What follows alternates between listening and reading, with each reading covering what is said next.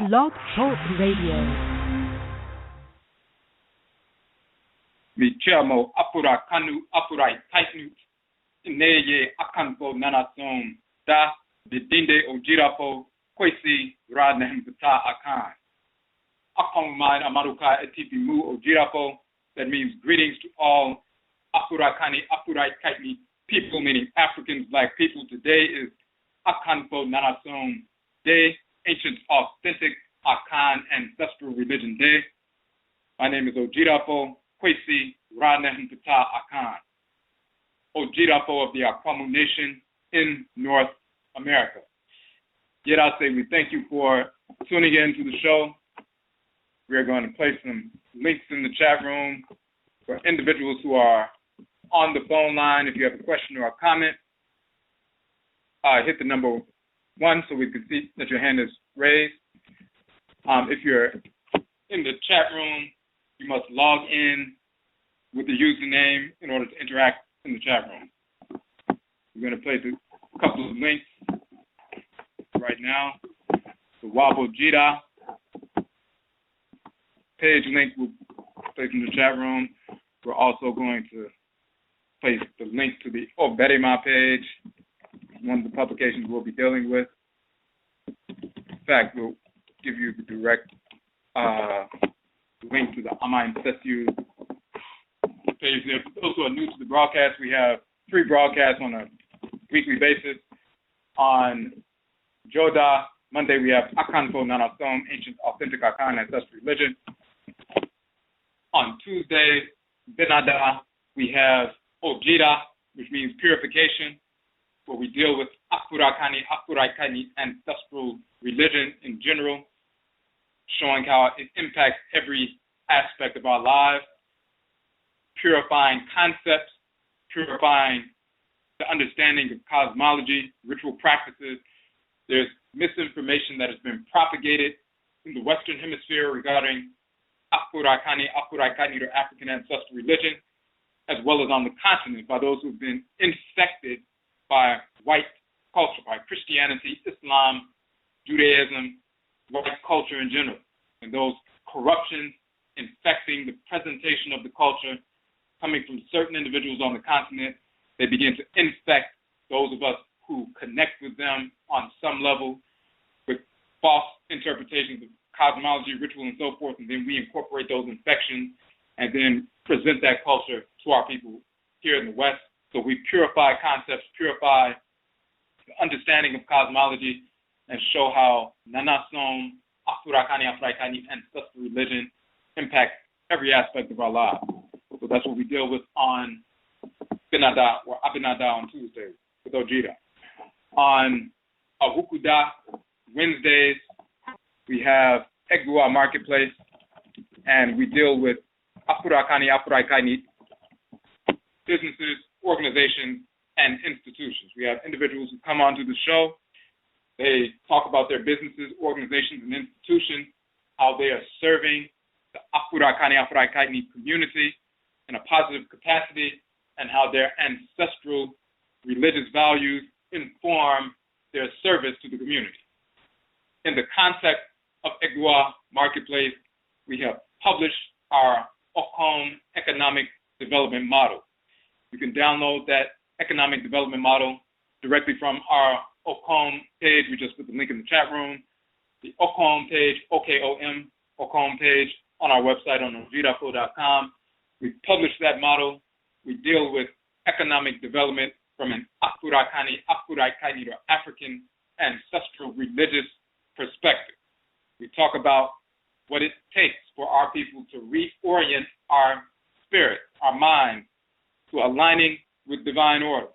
And once we align with divine order through the agency of our culture, individually and collectively as Afurakani, Afuraitkaitnut people, then we are naturally inclined. We have an innate propensity, an innate drive towards cooperating with one another on every level, including economically. But once we are rooted in ancestral religious culture, which is our birthright, which is ancestrally inherited, once we embrace our ancestral culture, then we naturally move towards supporting one another business-wise, economic-wise. And after we deal with that, all we need is an effective strategy. The strategy that we put forward in the Akhan economic development model is to starve the beast and feed the pride. So that means that we make an assessment on a weekly basis to determine what funds we would have wasted with the whites and their offspring in potential, and we starve that beast and feed the pride. We reallocate those funds away from those white businesses and redirect them towards the Afuraitkaitnut business organization or institution of the week. We are targeting one Afuraitkaitnut business organization or institution per week. For 52 weeks, we are in week number 17. When you go to the Akhan economic development page, you will see the list of businesses that we have been supporting on a weekly basis. We are targeting one business organization or institution per week for capital infusion at an optimal level. Therefore, if you starve the beast and feed the pride, if you take $5 or $10 that you would have spent Starbucks or McDonald's or CVS or some other white business and take that $10 and starve the beast and feed the pride, then the business of the week will receive your $10. Of course, if 1,000 of our people engage in that process of starving the beast and feeding the pride, then that is a $10,000 infusion of capital into an Afuraitkaitnut business organization or institution, thereby allowing them to keep their doors open, to expand their business, their products, their services to us, to serve us at a greater capacity, to employ our people, expand their population, their employment level, so that our people can be hired, they can serve us at a greater capacity, and they can also take care of their responsibilities financially as well. So we're targeting one business per week for capital infusion at an optimal level. We are in week number 17. So when you look at those businesses, organizations, and institutions, a list of them on the Akhan economic development page, you'll see the direct links to their website. You'll also see links to the interviews that they conducted or sat with for us on the Egua Marketplace show, where they spent 2 hours with us talking about their business, talking about their organization, talking about their institution, and how they are serving the community and their philosophy rooted in ancestral religious values that motivates them to serve the community in a positive, grounded capacity. So that's what we deal with on Egua Marketplace there. So we have a few links, and for the people who just came on, if you have a question or comment through the course of the show, on the phone line, just hit the number 1. If you have a question or a comment or would like to interact in the chat room, you must log in as a user in Blog Talk in order to interact in the chat room. If you do not have a username, you can sign up for one very quickly in Blog Talk, and then you can begin to interact in the chat room. So we put the link for the UAB-ODWIRA page, and we're going to go over that information. And we place the link for the Amansesew Nationbuilding Restoration. That is a section from one of our publications, the OBARIMA Afurakani Manhood publication, and we're going to deal with that as well. That is one of our books, OBARIMA Afurakani Manhood, and we're going to put a link to our publications page as well. So the Nhoma page on our website is the publications page. We have published 16 books to date. We have more books coming out very soon, but so far we have published 16. We have also published over 60 articles in addition to the 16 books. The 16 books, we have made all of the ebook versions of our publications, our books, available as free downloads from our website. So you can go to the Nhoma page, the publications page, and you can download all 16 of our books for free. We also have all 16 books in softcover. We publish, we print our own books in-house on our own printers in color. We do not contract that out. So in our softcover books, we do sell the softcover books. They range between $8 and $11. For those who order 10 books or more, like the first 10 of the 16-book set, or some people order the entire 16-book set, it is automatically 30% off for any order of 10 books or more. So, for example, the first 10 books with the 30% off is $66 for 10 books. Of course, that's just basically $6.60 per book. So, the information that we deal with on our broadcast, we have 144 broadcasts to date. We investigate, examine our books, examine our articles, and we also examine additional information as well, text from HCommet and other things. So when you look at the broadcast archives on the channel, all of the 144 broadcast archives you can download at any time if you've missed any broadcast. We also have uploaded some of those broadcasts as YouTube videos and placed them on our YouTube channel. We are Odwirafo on YouTube, so you can check that out as well. All right. So we just want to pull this information up. So what we're dealing with tonight on AKANFO NANASOM, ancient authentic Akhan ancestral religion, we deal specifically with the Akhan expression of Nanasom, of Afurakani, Afuraitkaitnut ancestral religion on Joda on Monday night. Number one, because we are Akhan. Number two, because there's a great deal of misinformation being propagated from individuals in the Western Hemisphere as well as individuals on the continent dealing with Akhan culture, cosmology, philosophy, ritual practices, and so forth.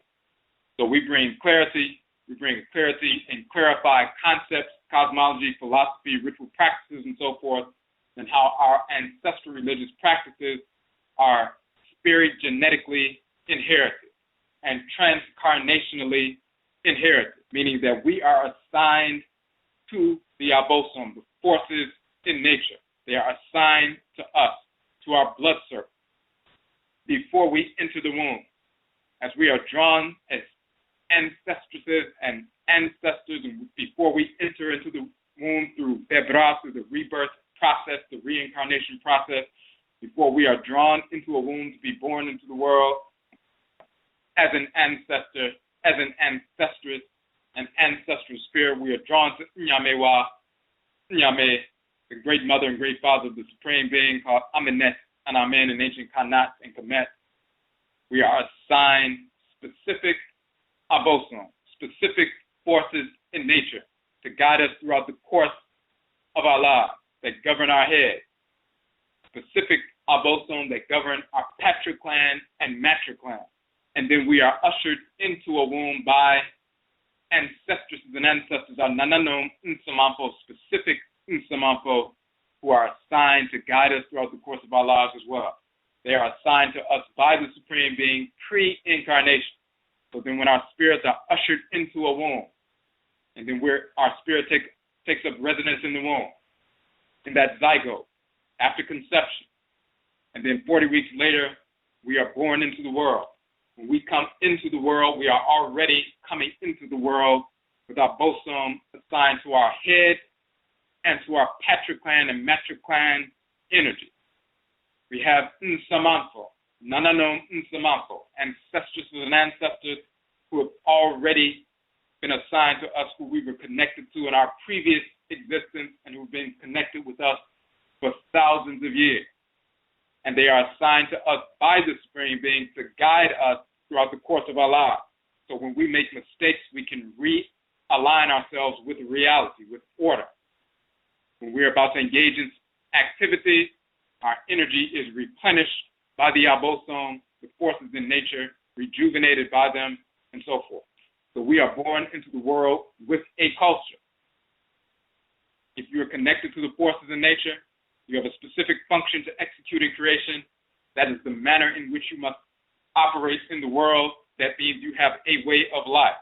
That means you are born into the world with a culture. So nobody can give you a culture. Nobody can give you abosom. Nobody can give you nananom nsamanfo, or ancestresses and ancestors. Only Nyamewa, only Nyame, the great mother and great father, can assign the forces in nature to you and your ancestresses and ancestors to you. So if individuals here in the world, whether they're on the continent or in the Western Hemisphere, try to convince you that they are giving you deities by performing specific rituals or giving you shrines, and only through their performance that the deities will take up residence in the shrine, and you're dependent upon them. That is totally fraudulent. You're born into the world with the culture. So this is what we deal with on AKANFO NANASOM, ancient authentic Akhan ancestral religion.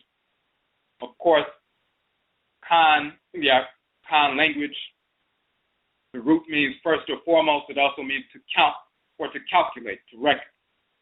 Therefore, designating us as Akhan as a component part of the first or foremost people, the first people created in the world, Khan first or foremost, but also a component part of the first people, Khan, to count or calculate, Khan.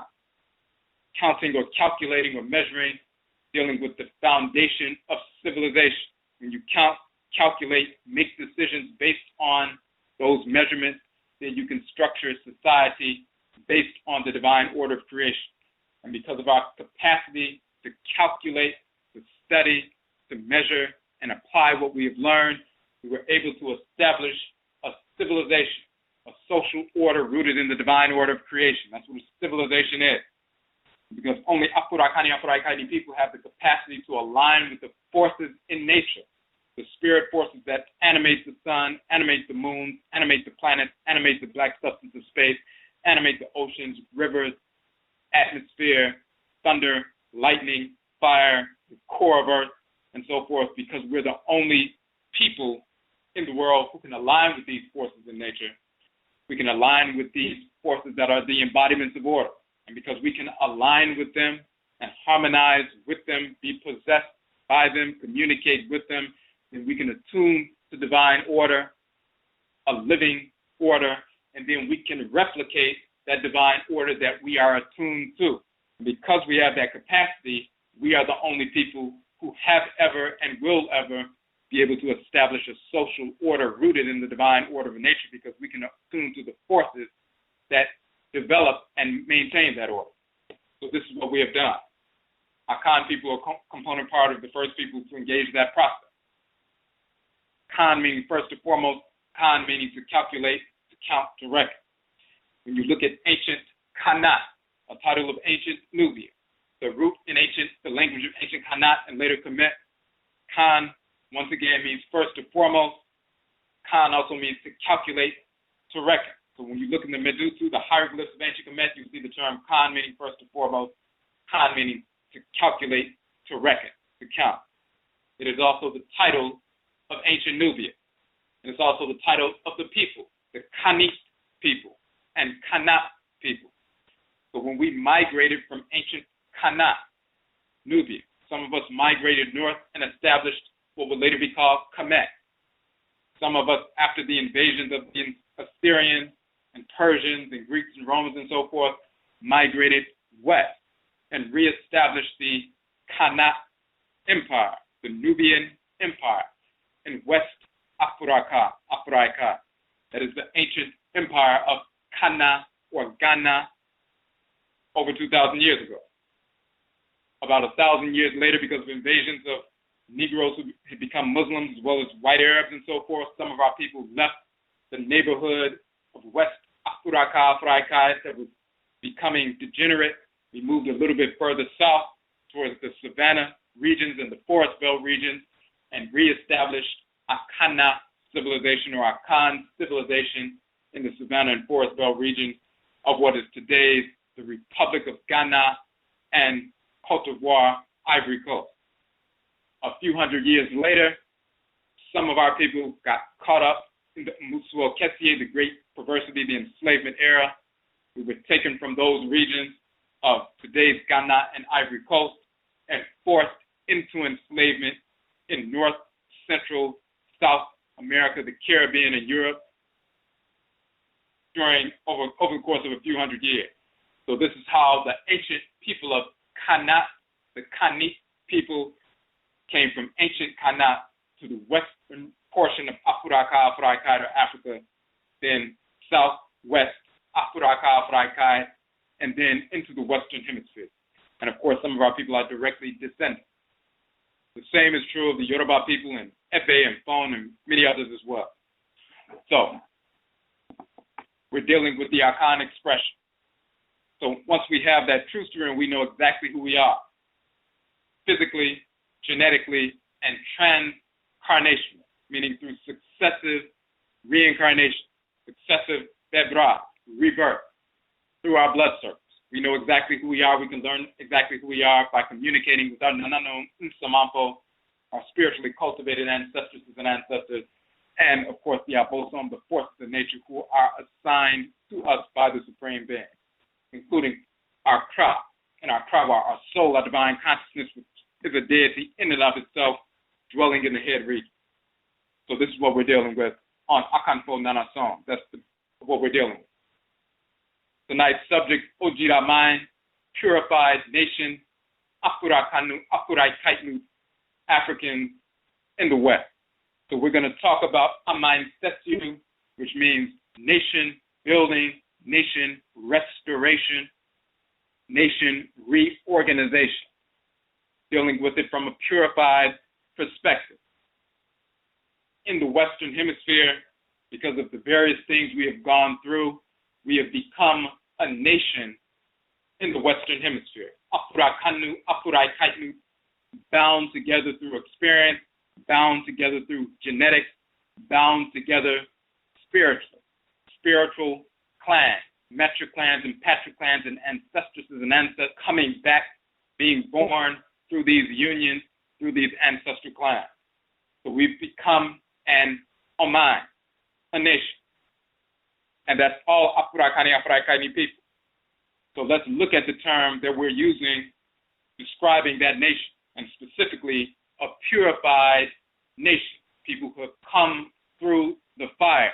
And once we have come through the fire, purified, reestablishing who we are, then we're going to move forward, establish this nation physically, and defend this nation physically here in the Western Hemisphere, as well as through repatriation. ODWIRAMAN.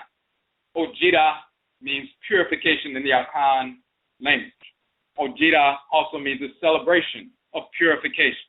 So you'll find that many Akanfo celebrate the new year around harvest time, around August, September, October, generally around that time, September, 7-day New Year celebration called Odwira, which means purification. Of course, Aakhuamuman, Amaruka, Atifi, the Aakhuamuman nation in North America also celebrates. We celebrate our OBARIMA, our Odwira observance is in September. It's a 7-day celebration from September 16th through the 22nd or September 17th through the 23rd, depending on the year. And the last day of our celebration is the first day of our new year, which this year was September 22nd, so our year 13,015 began on September 22nd, over 3 months before the European New Year, which begins in the dead of winter when everything is cold and dark in the middle of the night, and the cave dwellers coming out of the glaciers scream, Happy New Year, when everything is dead, dark, cold, and lifeless. That's a caveman observance. But for us, we deal with the energy that's equilibrated on the planet, on Amansesew, the Earth Mother, and also within our bodies and spirits around the equinox.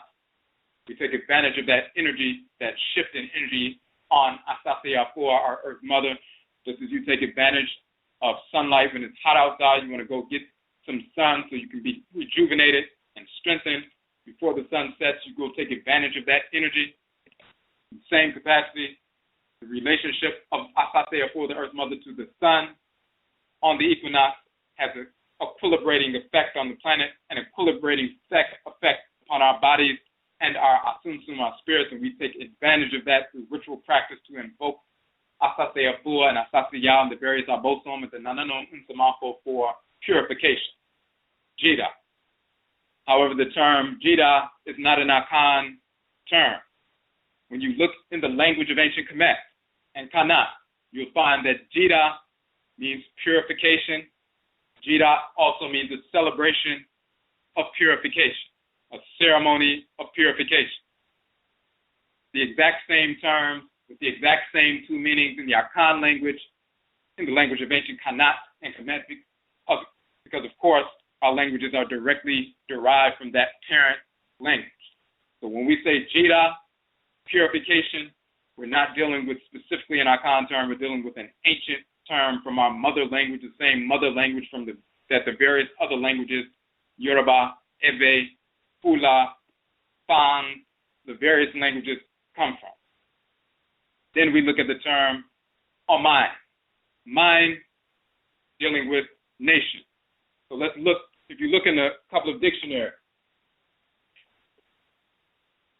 look in the Akhan, Asante Fanti dictionary for the term Oman.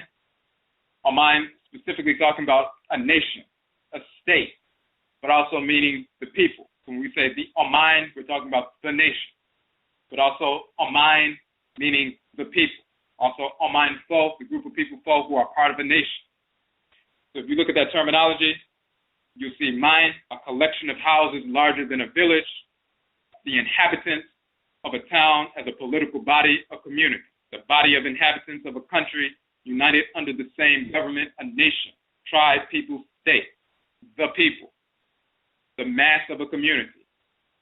So we're talking about a nation, Oman. This is Akhan, the tree language of the Akhan.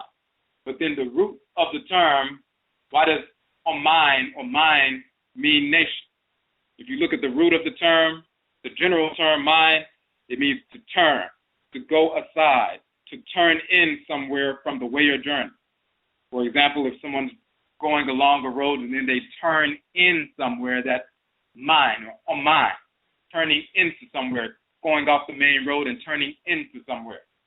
So to turn, to twist, to turn into somewhere, to go into somewhere, mine, but then a mine also meaning a nation, a state, a place, the community. Now we look in the language of ancient Kemet, because once again the term Oman is not an Akhan term. It's a term from our ancient language that we continue to use.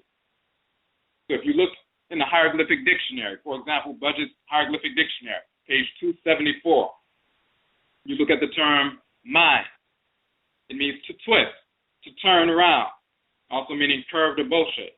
Just like Oman in Akhan means to turn into, to twist, to turn into, to go in, go off the main artery to go in. Mine in ancient Kemet means to twist, to turn around. But then you also have mine, manu, meaning a town or a city.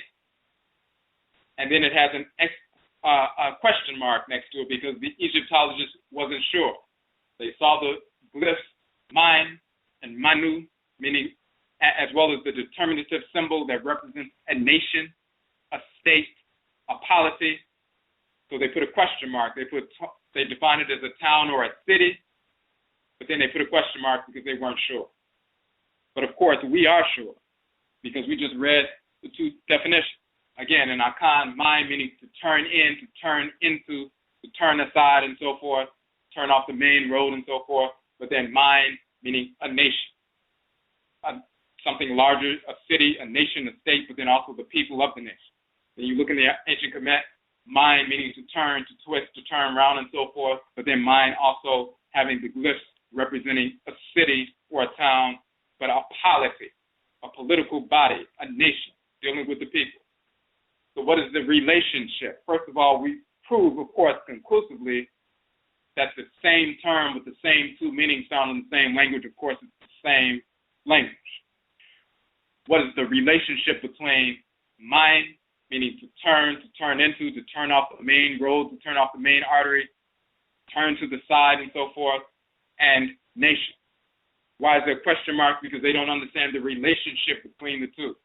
But there's a physical relationship between the two. There's a spiritual relationship between the two. What is the relationship? If you're looking at a main road, a main artery, a main path, and then once you turn off the main path, what do we do traditionally? When you're building a nation, you have a main road, a main highway, a main artery, a main path, but then you turn off of that main road, and that's where you establish your homes, that's where you establish the nation state. It's a main artery. So there's a collective off of the main road. That's where the people live. That's where the people farm. That's where the people hunt. That's where the people engage in all of their activities off of the main artery. And that collection, that structure is built. If you look in your body, you look at the main artery. If you turn away from the main arteries, the blood vessels moving up through your system, once you turn away from the main artery, then there's a collection of cells, an entity, a structure, organs and glands. And those organs and glands are made up of organelles or cells. And that is the structure where the quote-unquote individuals or entities live within a collective. That is a nation. So you have the heart off of the main artery. You have the liver that's turned, Oman, off of the main artery. And it's a collection of living entities functioning together in a harmonious fashion. So Oman to turn off the main road, turn off the main artery, to turn aside, Oman. And then a nation, a state, a group of people, a group of entities functioning in harmony as a unit, Oman, a nation. So this is the cosmological foundation for that.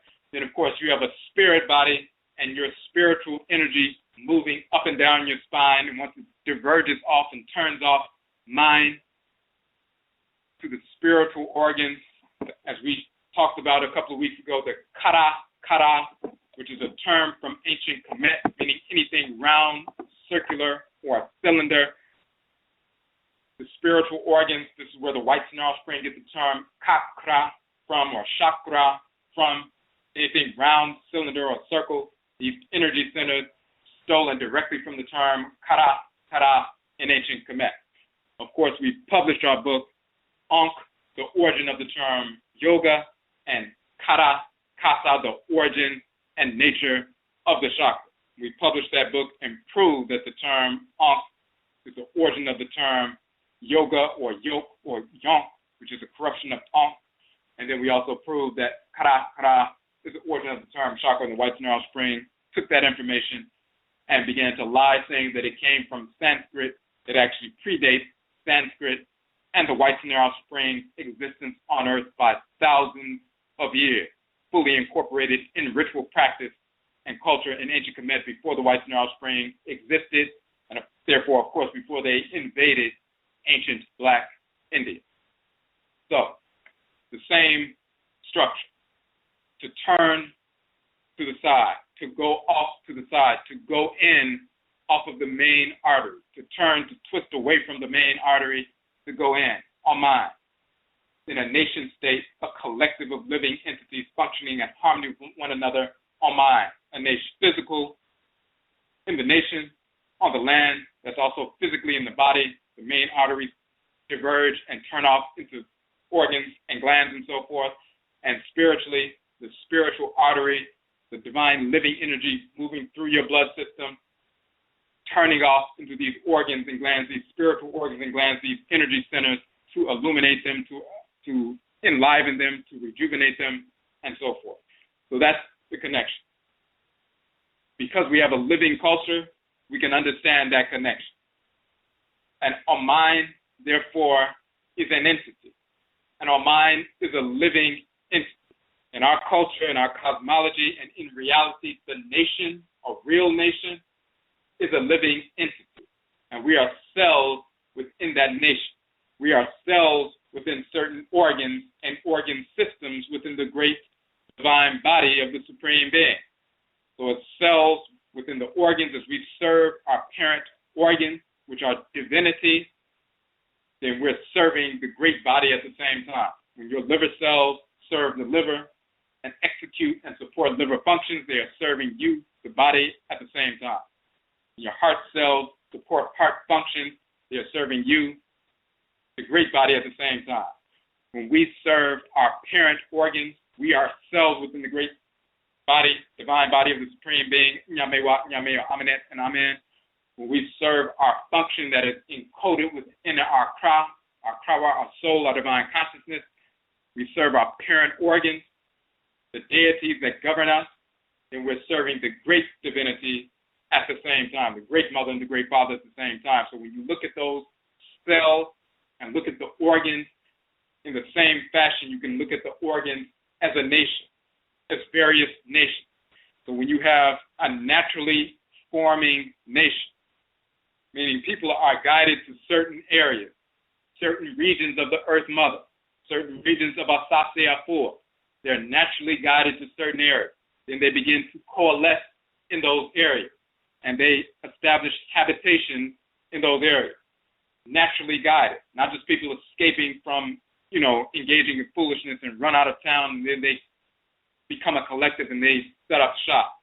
We're talking about people who are naturally drawn to certain regions of Amansesew. They naturally coalesce, just like animals are drawn to certain regions magnetically by the Earth Mother. We are drawn to certain regions.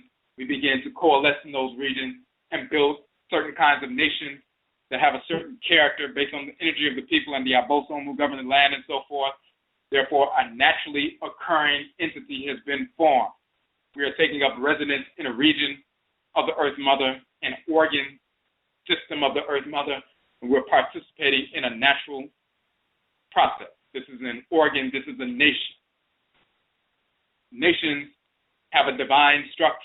They have a bosom that governs. They have nananom and samafo that support them and guide us throughout these naturally occurring structures. So the nation is a living entity, and we are components of that living entity. A nation can live and thrive. It can also become sick. It can also die. It can be reborn based on its component parts, which are the people of the Oman. But when we purify ourselves and we align ourselves with divine order, our nations, of course, can last for thousands of years without being destroyed. Ancient Khanat and ancient Kemet are two major examples of that. The Khoikhoi and San people are major examples of that. They have been a nation for tens of thousands of years, living in harmony with Amansesew and Amansesew, the two Earth and Mother divinities. So we have a precedent established for that. So a nation is an entity in our culture. It's not just border. That's not all it is. Of course, Mayan and ancient Kemet also means borders, boundaries, and so forth, lines of demarcation. But we're talking about lines of demarcation on the Earth Mother, wherein there's a natural living energy that we are drawn to connect with, set up shop, and so forth. Of course, you can have people who diverge in an unhealthy way, in a disordered way from the main artery. And then they engage in a coalition of disorder. And they become the kind of cells that are disfigured and cancerous. And they're not part of the natural order of the body. They're not forming natural coalitions based on a region of the Earth Mother. They become cancerous and they seek to consume and destroy other naturally occurring cells and natural coalitions. Just like in your body, cells become cancerous and they seek to consume and destroy because they are not a natural creation. We must always make that distinction. When we adhere to divine order, we move according to the direction of the abosom, and we'll be naturally drawn to different parts of the Earth Mother to establish nations, to establish Oman, to diverge from the central path of the central artery and establish and coalesce and establish an entity, a living entity that we take up residence in, become a part of, and execute our functions within. So this is what we're dealing with. So when we talk about ODWIRAMAN, we're talking about a nation, a people, Oman, who are Jida, who have become purified. When we come to this region of the world, we have purified ourselves when we awaken to our ancestral culture. So we're going to go into this notion of purification, and we're going to go into this notion of Amansesew, or nation building, restoration, reorganization, setting aright, and so forth, a nation. But before we get into that, I'm going to read something from text of ancient Kemet. If you look at chapter 22 of the Runu Pert Imheru, the so-called Book of Coming Forth by Day, misnomer the Book of the Dead. We're going to look at that particular chapter, read that very quickly, and show how it is connected to what we're doing. And of course, when you talk about the Runu Pert Imheru, the Book of Coming Forth by Day, this particular one is the papyrus of Ani. So Ani was an accountant. He made his transition. He died. These are the ritual prayers that are read. These ritual invocations are read after his transition. And also these are ritual invocations that Ani himself would engage in as an ancestral spirit who's made his transition, invoking the Abosom, invoking the Nananom Unsamanfo, so that he can make a smooth transition to the ancestral realm after his death. So, if you go to chapter number 22, this is plate number 6 in the papyrus of Ani, the Sheftu of Ani. It says, the chapter of giving a mouth to Asar, the scribe, accountant of all the offerings of the divinities. Ani, he was a scribe and an accountant, and so forth. This is the chapter of giving a mouth to Ani. May he be Ma'al Keru, a true voice, also triumphant in the ancestral realm. To be said, I rise out of the egg in the hidden land. May be given to me my mouth. May I speak with it before the great divinity, the master of the ancestral realm, the spirit realm. May be repulsed my hand and my arm by the divine chief of any divinity. I am like Asar, the master of Rostah. Shares Asar Ani with that being who is upon the steps. And there are steps, and they're thrown on top of the steps, and there is Asar on the throne. He is the master male of the spirit realm. Of course, Aset is the female sovereign of the spirit realm. They're ruling the spirit realm. So Asar Ani is saying, please do not let my hand or my arm be repulsed by any divinity. I am like Asar in Rostah, a region of the ancestral realm. Share Asar Ani. Let me share with that being who is upon the steps, with Asar. I have come at the desire of my heart from the Shah Nsereser, the lake of the double fire. I have quenched it. Homage to you, master of radiance, at the head of the great house, the great temple, within night and darkness. I have come to you. I have become illuminated, a shining one, an illuminated ancestor. I am pure. My two hands are behind you in provocation, in ritual prayer. Your portion is with your ancestresses and ancestors. Give to me my mouth so that I may speak with it. May I follow my heart at its season and its time of fire and night. So when they say, give to me my mouth, the chapter of giving the mouth, when someone makes their transition, and you'll see this even when you're in the physical world, there are times when someone goes through what is called sleep paralysis. So you're laying, you're asleep, you're dreaming and so forth. It feels like some entity is sitting on your chest. You try to scream out, you can't open your mouth. You try to move, your arms feel pinned down. You try to move and so forth, and you're straining. But then when you engage in invocation, you can repel that negative spirit.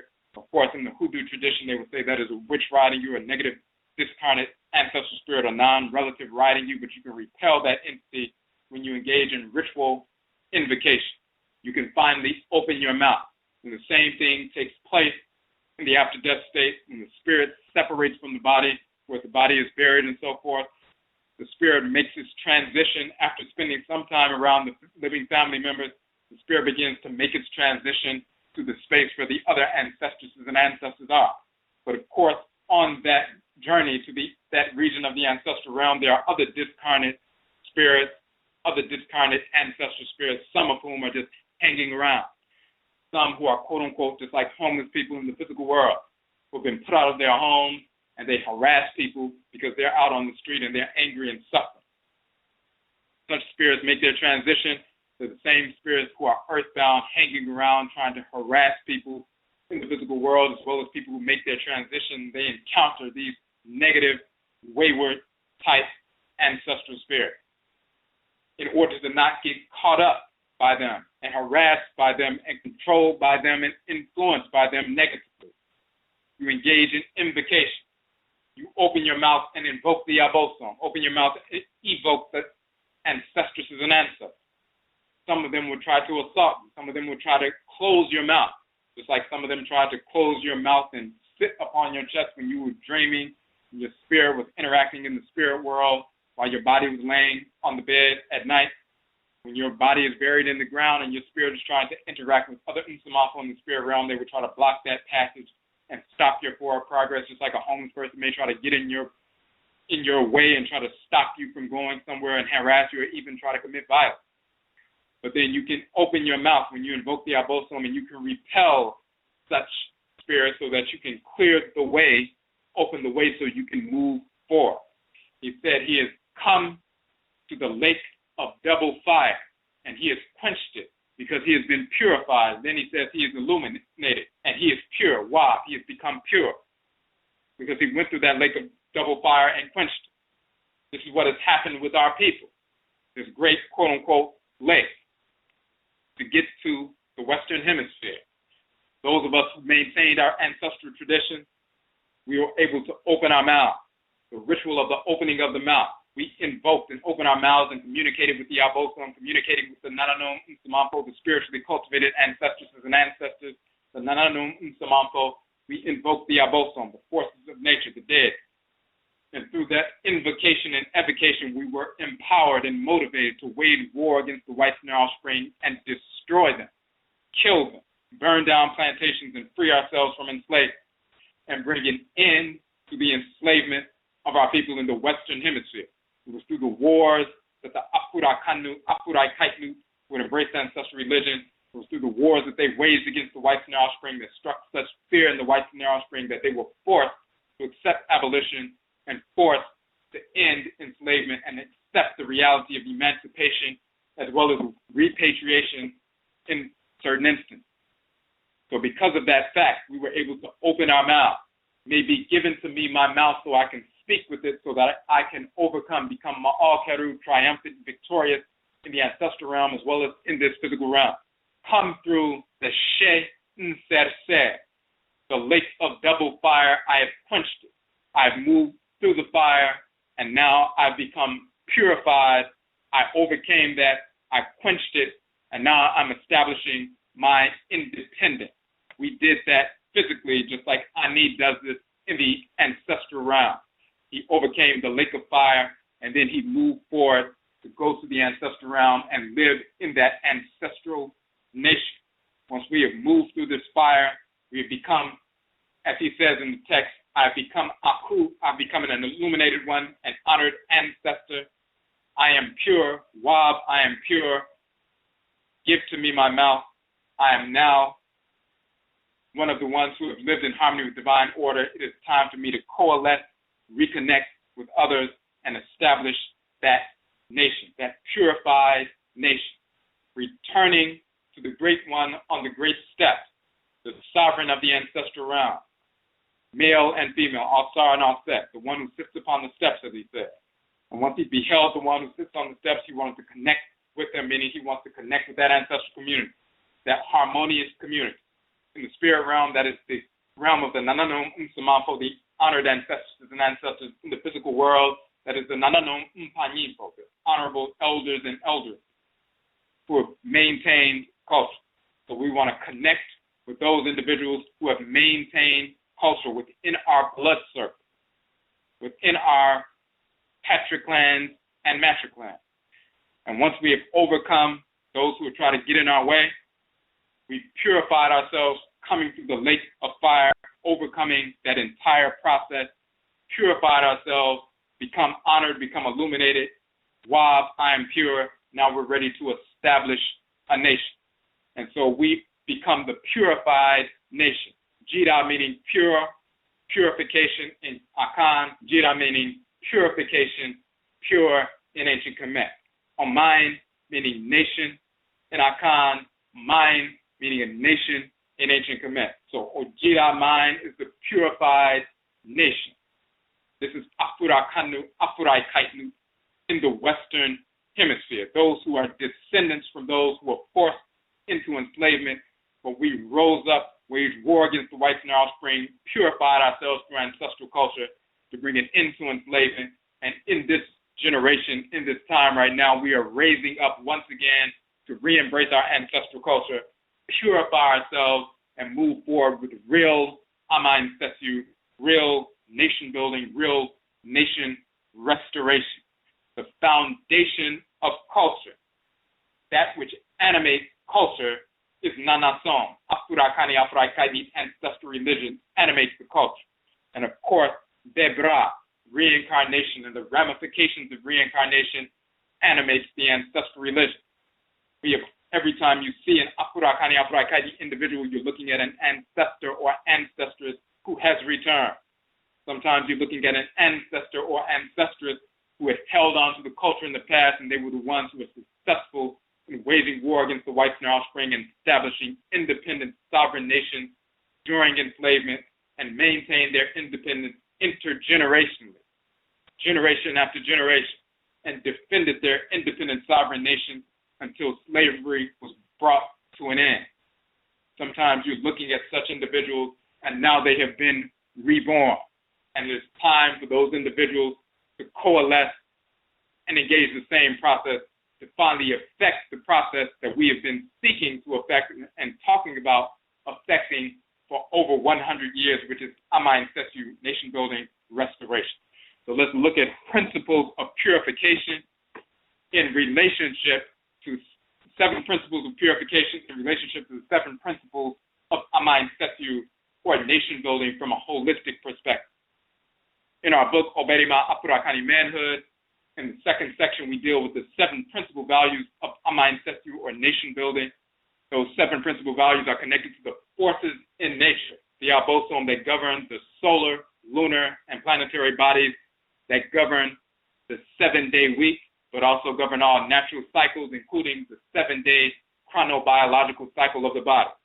So because that same 7-day cycle continues to manifest, these abosom animating the sun, moon, and the various planets all participate and contribute to these 7 principal values of nation building. So therefore, this set of 7 values is a holistic set, given input by each one of these abosom, each one of these forces in nature, the embodiments of divine order. The same is true with these 7 mbe, these 7 proverbs, divine wisdom teachings from the abosom and Nsamako that deal with purification, these 7 mbe of UAB-ODWIRA that we're going to deal with. So what we're going to talk about, we've talked about them before, but we're going to talk about them in relationship to one another. Principles of purification in relationship to the principles of nation building restoration. We must recall that the only people who were successful at liberating our people during our worst conditions, clearly slavery, where you had chains around your neck, being tortured and beaten on a regular basis. If you tried to escape from plantations, you were killed, captured, and killed, or tortured and forced back into enslavement. Surely that was our worst condition. If our people were able to free themselves from enslavement and wage war against the whites and their offspring, exterminate them, and set up independent nations in the 1700s and 1800s and so forth, and live independently right outside of these plantations, to the extent that when the whites and their offspring sent armies, militias into these maroon villages, and this is true in North America, in the United States. We've talked about Dismal Swamp, for example. We've talked about the Gullah Wars, where the Gullah waged war against the United States government, the army, for over 50 years, and were never drugged back into enslavement. We can establish, since we established independent nations right outside of the plantations and defended those nations to the extent that we were growing our own food, having children, grandchildren, great-grandchildren, and so forth, who never grew up in slavery because we defended those independent settlements. If we could do that during enslavement, surely we can do that now in the condition that we are in. But we have to purify our asunsum. We have to purify our mind. And once we purify ourselves, we can affect that same result. Independent nations that are sovereign and self-ruling, self-governing, and self-defending here in the Western Hemisphere, as well as reestablishing our own independent nation state on the continent, happening at the same time. We have that capacity we have that responsibility. And the only people who ever affected that are the people who embraced ancestral religion. Everyone else who have rejected ancestral religion have been spinning their wheels for the past 100 plus years, and we are no closer to liberation today than we were 150 years ago.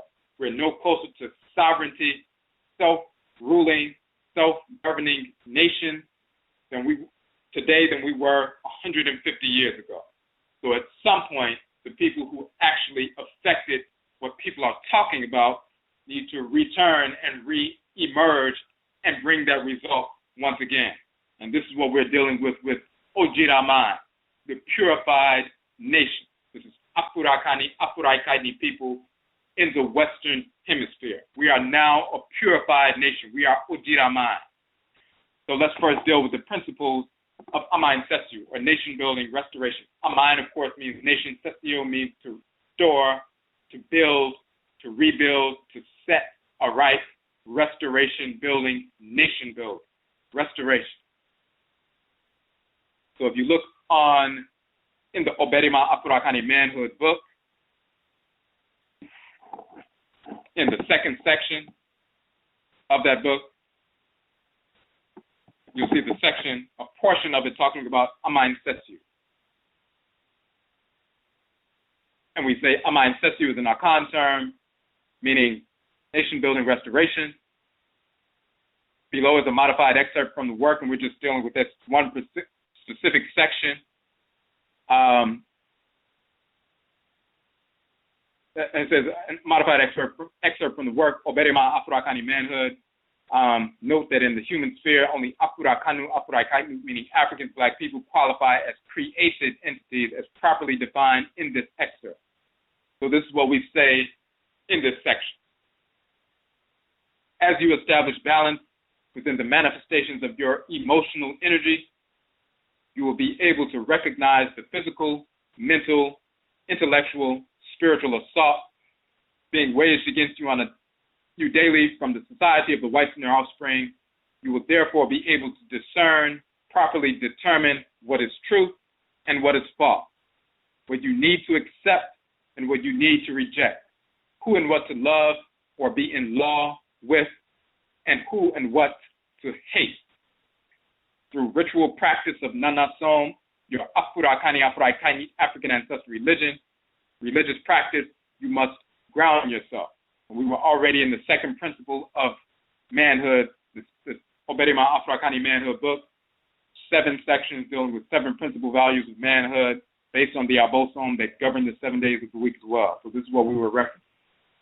In this process, you have balanced your body, you have balanced your emotional energy, you have balanced your spirit, mind.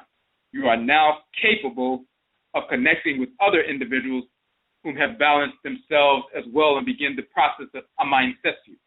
Let's back up for a second. We said in the process, you balance your body. You've balanced your emotional energy. And this is what that second chapter was dealing with in the beginning before we got to this part, this excerpt from the book.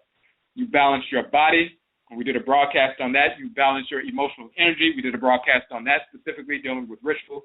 You have balanced your spirit mind. We did a broadcast on that as well, ritually, how to balance these different aspects of your being. You are now capable of connecting with other individuals whom have balanced themselves as well and begin the process of Amansesew. You don't engage the process of Amansesew, a nation-building restoration, with individuals who have not balanced their bodies, balanced their emotional energy, or balanced their spirit mind. People are still caught up in Christianity and Islam and Judaism and Hebrewism and pseudo-spirituality and all kinds of nonsense, are imbalanced, emotionally imbalanced, meaning emotionally unstable. People controlled by lust, emotionally unstable. People controlled by foolish ideas, embracing the whites and their offspring, fearing reality, not embracing their ancestral culture, not knowing that they have a divinity that dwells in the head region that guides them throughout the course of their lives, assigned to them by the Supreme Being, not understanding that ancestresses and ancestors, not unknown are assigned to us by the Supreme Being, pre-incarnation, and our function in creation is encoded within our spiritual head. If you don't have that understanding, you're not operating based on that, then you are imbalanced physically, you're imbalanced emotionally, you're imbalanced mentally, intellectually, and so forth. And of course, that manifests as cultural imbalance. So you don't engage this kind of nation-building work with people who are making excuses for being physically imbalanced. People who engage in drug use, smoking marijuana, doing alcoholics, and doing all kinds of drugs and making excuses, imbalanced, controlled by lust, lower level lust and so forth, sexual lust and everything else, in an imbalanced, self-destructive fashion. These are not people who are ready to engage in Amansesew. People who are making excuses for embracing the whites in their offspring, embracing white culture, embracing interracial coupling, embracing bisexuality, homosexuality, embracing fictional cartoon characters like Jesus, Muhammad, and Moses, and Solomon, and Shiva, and Menelik, and Buddha, and Brahman, and these various characters, and pseudo-spirituality, Moorishism, and Rastafarianism, and Hermeticism, and all of this nonsense, repelling reality and embracing the foolishness forced on them by the whites in their offspring. These individuals are not ready to engage in Amansesew, in nation building. Nation building, again, is rooted in the Oman. The Oman is an entity. It is a living entity made up of component parts, governed by a boson, forces in nature. It is an organ within the great divine body of the Supreme Being. The forces in nature are embodiments of divine order. So if you're an embodiment of divine order, which the forces in nature are, they do not dwell in disorder. You can't seek to align with order and embrace disorder, which means falsehood, at the same time. If you're seeking to rationalize falsehoods, then your spirit, your mind is imbalanced. You're seeking to satisfy physical desires that are out of harmony with order, whether it's sexual or alcohol and drugs and everything else, then you're physically out of balance. If you're rationalizing immaturity and rationalizing ignorance and so forth, and rationalizing the child of immaturity and ignorance is arrogance, if you're rationalizing all of that, then you're emotionally unstable, you're emotionally imbalanced, and you're not qualified to engage the process of Amansesew. You can't restore Sesew and Oman, which is an entity rooted in divine order, when you're out of harmony with divine order. You don't seek to even align with order because you've rationalized yourself out of aligning with divine order. You want to stay in disorder and still move forward. What kind of nation are you going to establish and perpetuate if you're rooted in order and you're rationalizing disorder? You're going to a pseudo nation that's a disordered entity, a discordant entity. So, but as we say, you've balanced your body, you've balanced your emotional energies, you've balanced your spirit, mind. You are now capable of connecting with other individuals who have balanced themselves as well and begin the process of Amansesew. Again, you are part of a greater system, all created entities, created with a capital C, divinely created, meaning coming into being by divine sanction. All created entities are important components of the world system and have divinely allotted functions to execute. When you balance yourself physically and non-physically, your natural compulsion to fulfill your role in creation will be felt strongly and constantly. Your function in creation is your nkra and nkrabi. That natural compulsion, that force to execute that function is your she and shibia. As we talk about in our book, your okra complex, the soul of AKANFO. So you have a natural compulsion to fulfill your role in creation. It will be felt strongly and constantly. Amansesew is a product of this compulsion. Nation building, restoration is a product of this divine compulsion. When you get in harmony with order, you are naturally compelled by your she and shebia, components of your kra, your soul, your divine consciousness, to move towards nation building.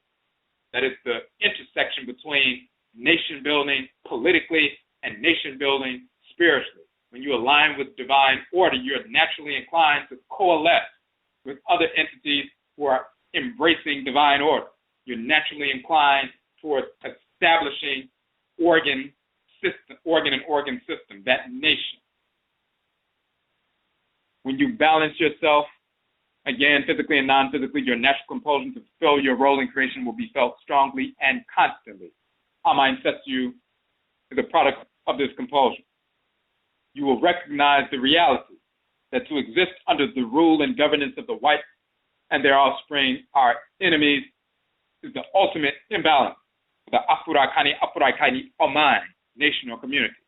You will thus be naturally drawn to those who are engaged or interested in carrying out all 7 major aspects of Amansesew.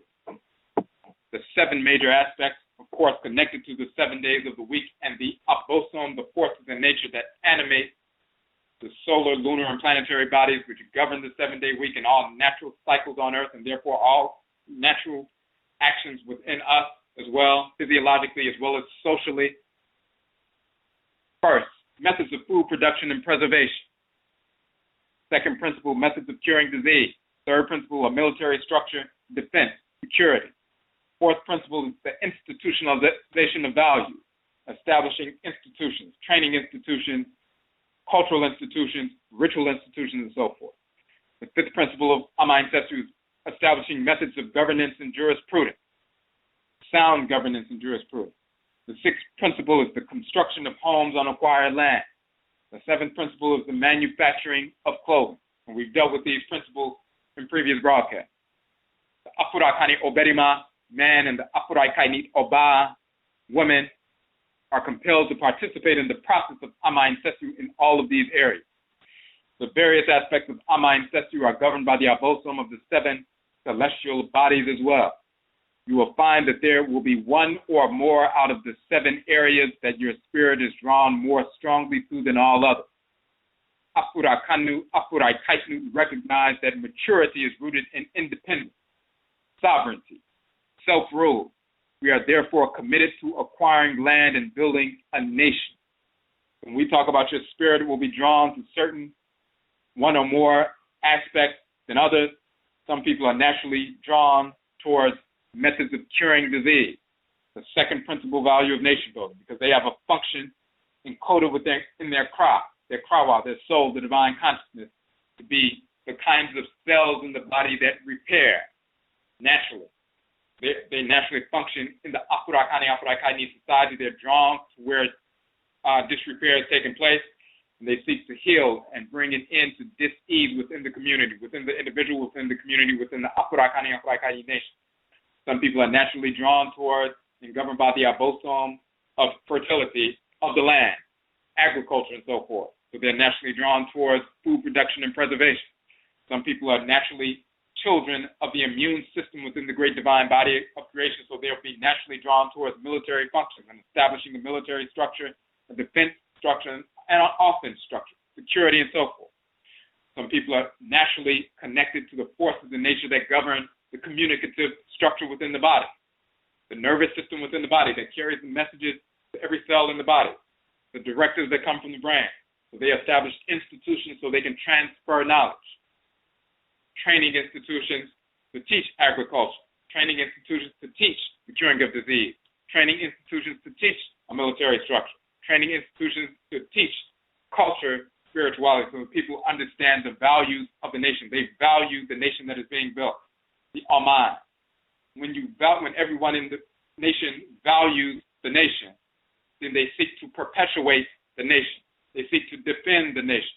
They seek to defend the structures and the protocols that were put in place for the development of the nation and the sustenance of the nation and the perpetuation of the nation.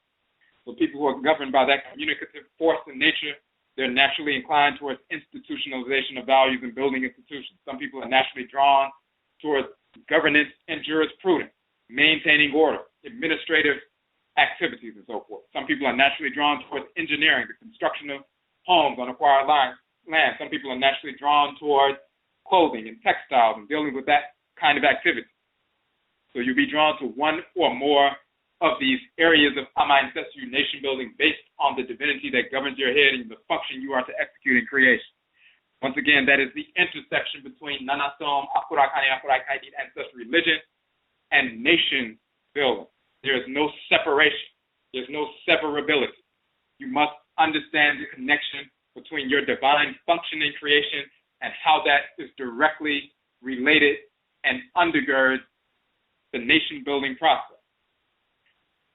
Next, we say the Afurakani OBARIMA and the Afuraitkaitnut Oba, Afurakani man and Afurakani woman balance their bodies and spirit, which liberates their consciousness from the spiritual control of the whites and their offspring, their culture, and their pseudo-religion. Once liberated, Afurakani OBARIMA and Afuraitkaitnut Oba, man and woman, then liberate the spirits of their children and those connected to them. They now have a liberated zone, their family and their home. When in connection with other Afurakani Afuraitkaitnut adults of like spirits, the liberated zone expands, family by family, group by group, until Amansesew is achieved, until nation building and restoration is achieved.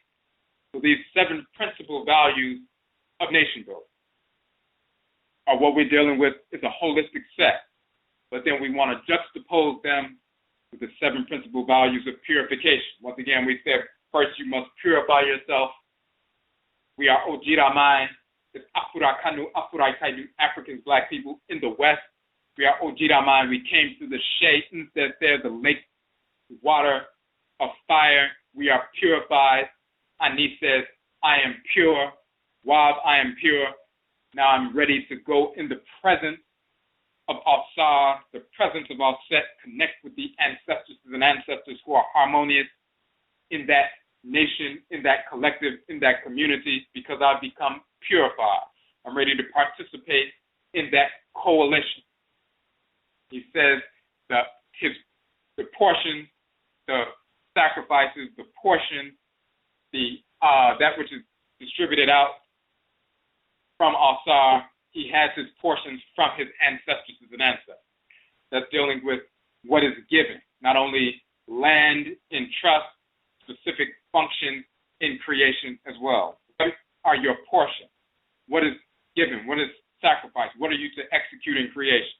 Your portions of your ancestors are given to you. This is what the text says. This is what we're talking about. When we talk about the specific functions we are to align with that are encoded within our craft and how we are to participate as functional components of a nation, when the text of ancient Kemet says your portion, this is what we're talking about. Not only the portions given by the DNA of the mother and the DNA of the father and so forth, and that goes to patriclan and matriclan and certain characteristics that you develop within yourself and the deities that govern the patriclan, deities that govern the matriclan, but what is your function? What is your value in the body? Every organ and organ system has value. The value is determined by the function it executes in the body. If it didn't have a function to execute in the body, it would have no value. So the value of the organ is defined by its function in the body. Your value is defined by your function that you have to execute within the great divine body. That is your portion that has been given to you from your ancestresses and ancestors, through your patriclan, through your matriclan, spiri-genetically. So you have a function given to you by the Supreme Being, supported by the energy that's dispensed to you through your patriclan and matriclan ancestors and ancestors. This is the portion we're talking about. This is the allotment that we're talking about. Okay, so when we talk about these 7 principal values and we're talking about these portions and so forth, we must be purified. As the text said, we went through the lake of fire, the water of fire, the collection of fire and so forth. We become pure. We become illuminated. We can see now. We want to connect with Afsar, connect with Afset, the sovereign of the ancestral realm, connect with the ancestresses and ancestors who are honorable and take up residence in that coalition, in that nation. The same thing takes place on earth. Once we purify ourselves, then we are qualified to connect with one another so that we can reestablish a nation, reestablish an Oman, reestablish ODWIRAMAN, purified nation. That is who we are. ODWIRAMAN folk, the group of people folk who are ODWIRAMAN, the purified nation, the purified state. Afurakanu, Afuraitkaitnut in the Western Hemisphere, who are descended from those who were enslaved and freed ourselves from enslavement. So let's look at the principles of purification. Go to the UAB-ODWIRA page. And we're going to put the link in the chat room once again. Go directly to the UAB-ODWIRA page. Wait, that's the wrong link.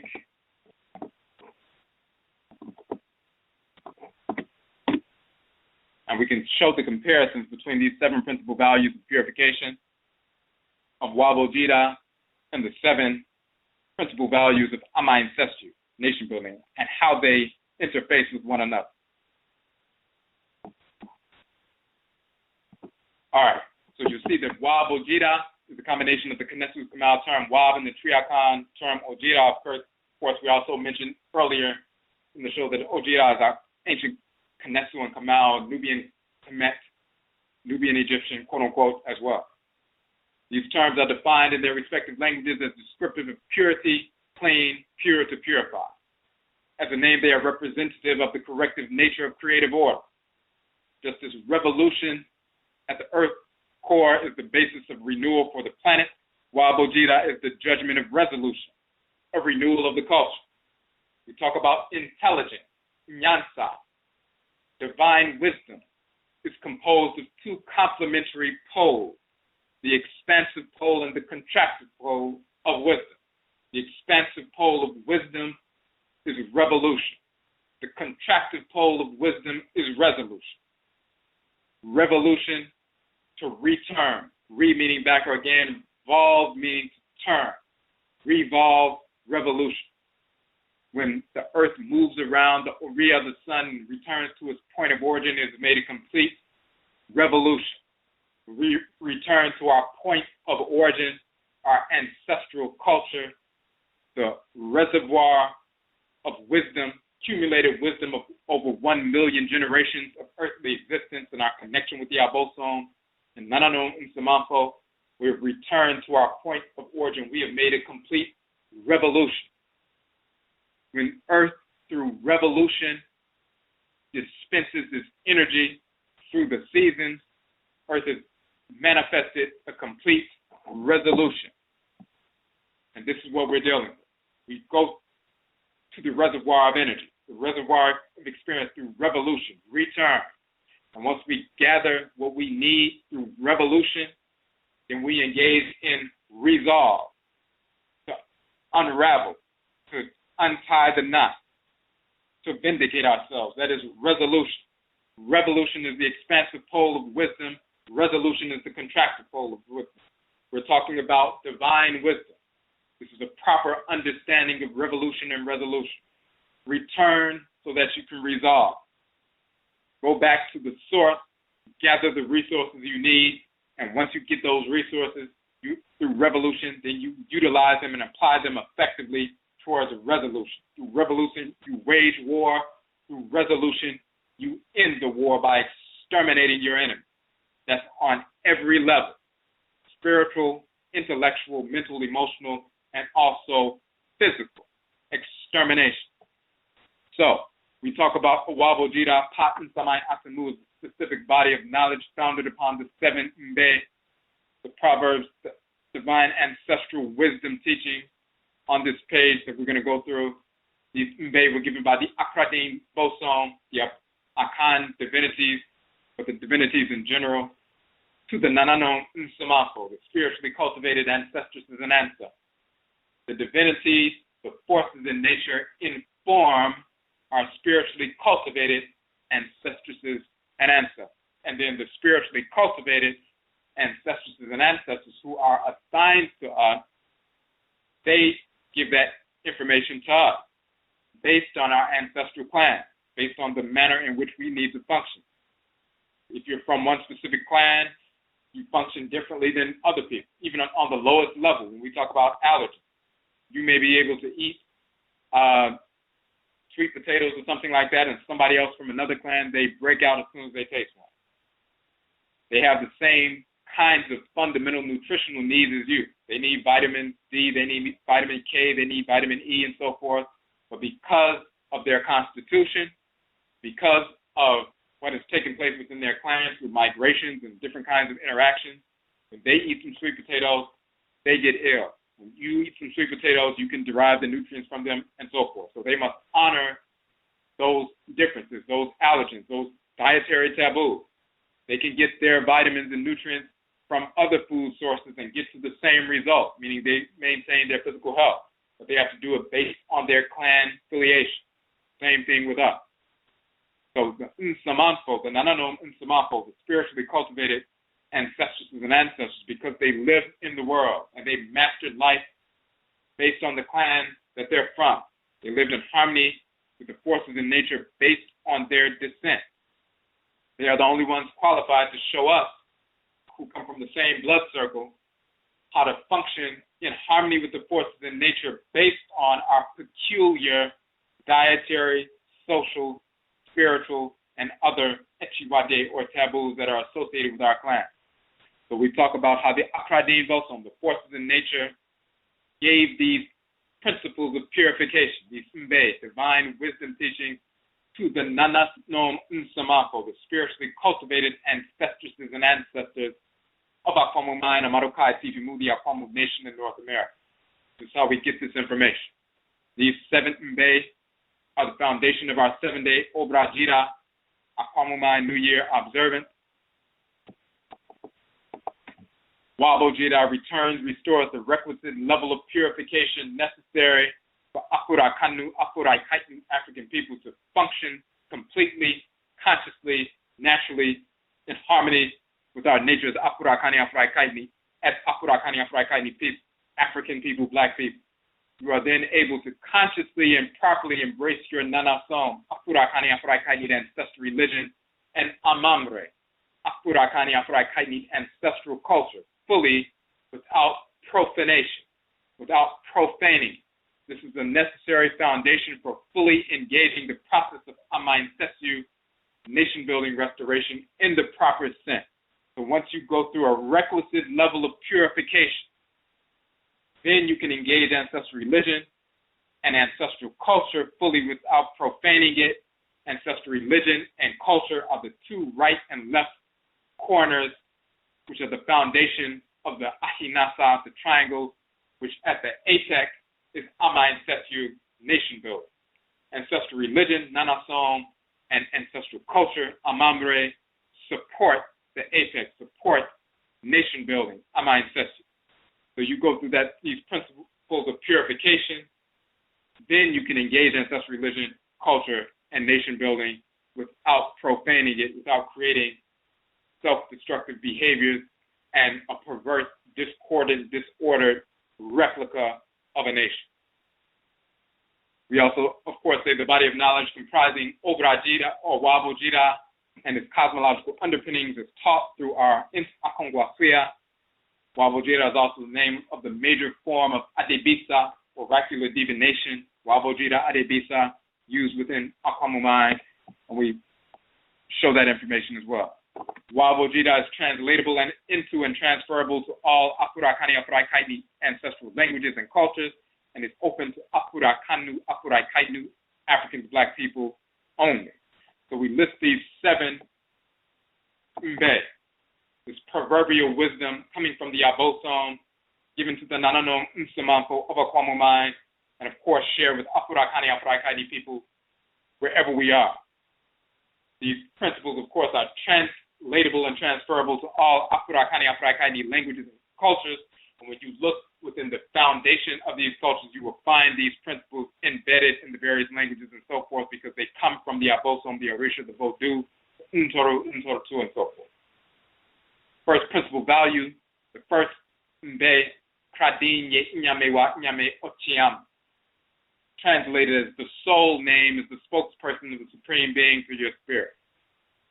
When we chant this and sing this during ritual practice, to incorporate this and reinforce this reality and invoke the Abosom who gave us this information, and evoke the Nsamanfo who teach us this information and reinforce this information within us, the soul name, the Kradin, is the spokesperson of the Supreme Being through your spirit that reminds us and stimulates our spirits to align with the reality.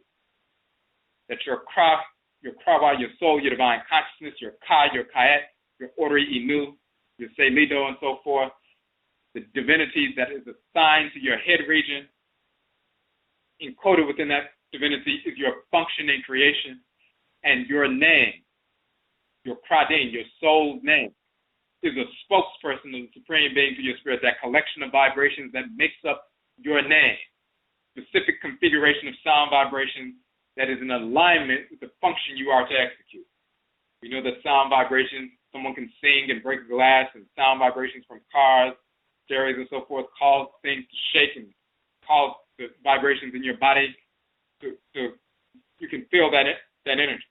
When we utilize sound vibrations, it stimulates our organs, it stimulates our systems, it stimulates our spirit body, the different aspects of our spiritual anatomy. If you have a discordant collection of vibrations, it creates a discordant set of vibrations within your spirit body and keeps you in disalignment. People with the European names and Arabic names and Hindu names and pseudo-Native American names and Asian names and so forth, and you're black and you're carrying these discordant vibrations, they're constantly creating disorder within your spirit, within your mind. People can rationalize nonsense all that they want, but the reality is that discordant vibrations create disorder within your spirit.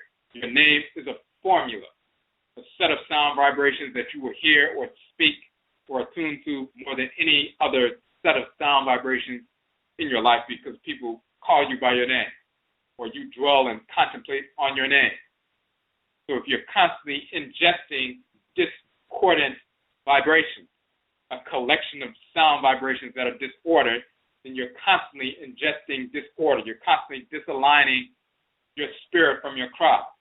And we wonder why individuals who constantly make excuses for ingesting discordant vibrations, just like someone who's constantly making an excuse for ingesting drugs, they're always in disorder. They have disordered ideas, that their behavior is a manifestation of disorder, naturally given name, by virtue of the fact that you're born and you have a crop. The sound vibrations that emanate from you are rooted in the construction of your spirit body, which is unique to you. So just like you can blow through an instrument in the same air moving through a trumpet, you blow the same air moving through a tuba, a trombone, and so forth, because they're shaped different. The sound vibrations that emanate from them are slightly different, because your spirit body is constructed differently, as well as your physical body, than anybody else in the world. And the collection of sound vibrations emanating from your spirit body is unique to you. If you attune to those sound vibrations and replicate them with your vocal cords, you are enunciating your actual name, the sound vibrations that were placed in you by the Supreme Being. If you seek to continue to identify yourself by the names of the whites and their offspring, all your silly rationalizations mean absolutely nothing. The reality is that you're ingesting discordant vibrations. It distorts your thinking.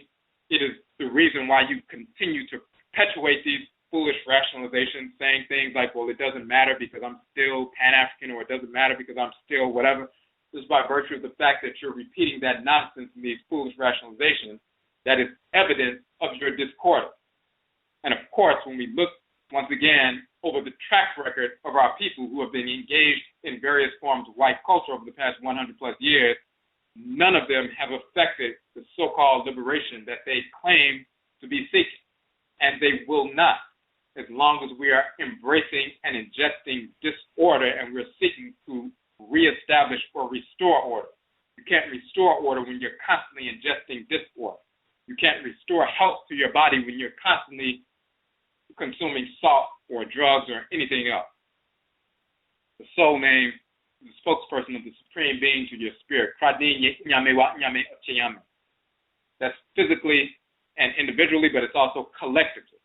When we talk about our collective soul name, it's Afurakani, Afuraitkaitnut, and we have a book, of course, Afuraitkaitnut, the origin of the term Africa, proving conclusively that the term Afuraka is the Ka of Afura, the Ka of the Creator, the land as well as the soul, but the land Ka of the Creator, Afura, the land Ka'et of Afurait, the Creator. Afuraka, Afuraitkaitnut is the Creator and Creator's land, the divine land. Afurakanu, Afuraitkaitnut are children, new offspring of Afuraka, Afuraitkaitnut, the land of the Creator and land of the Creatress. That is our collective Kradin. That is our collective soul name. And when we speak Afuraka, Afuraitkaitnut, we are invoking Ra, the creator of the universe, and Ra'et, the creatress of the universe. We are invoking Ka. And Ka is the male and female force of divine wisdom, intelligence. So this is what we're doing. So we're talking about our collective identity. That's that first principle of purification, knowing your collective spiritual identity rooted in your craft, functioning in the world. You juxtapose that with the first principle of Amansesew, nation building, establishing methods of food production and preservation. The first principal value of nation building, you must be able to feed yourself so that you can perpetuate your existence, so you can stay alive. You must understand your identity, so that you can know what your function is, so that you can live in the world, so you can feed off of that krawa, that soul, divine consciousness, so you can live in the world. You must purify your consciousness, understand what your identity is spiritually, that you have a krawa, soul, divine consciousness, so you can live and function in the world at the same time, establishing food production and preservation. Of course, when you look at Awusi, look at Alsar, and you see the Alsar's body laying on the funerary bed, and then you have produce growing up out of his body, dealing with resurrection, fertility, and so forth, renewal. His skin takes the form of color green, talking about renewal and resurrection and so forth, renewal of the agricultural cycle. We're dealing with that first day of the week, Awusi, Alsar, Akwesida, Awusida, and so forth. The soul name is the spokesperson of the Supreme Being, your collective identity, that which brings you into the world and sustains you in the world.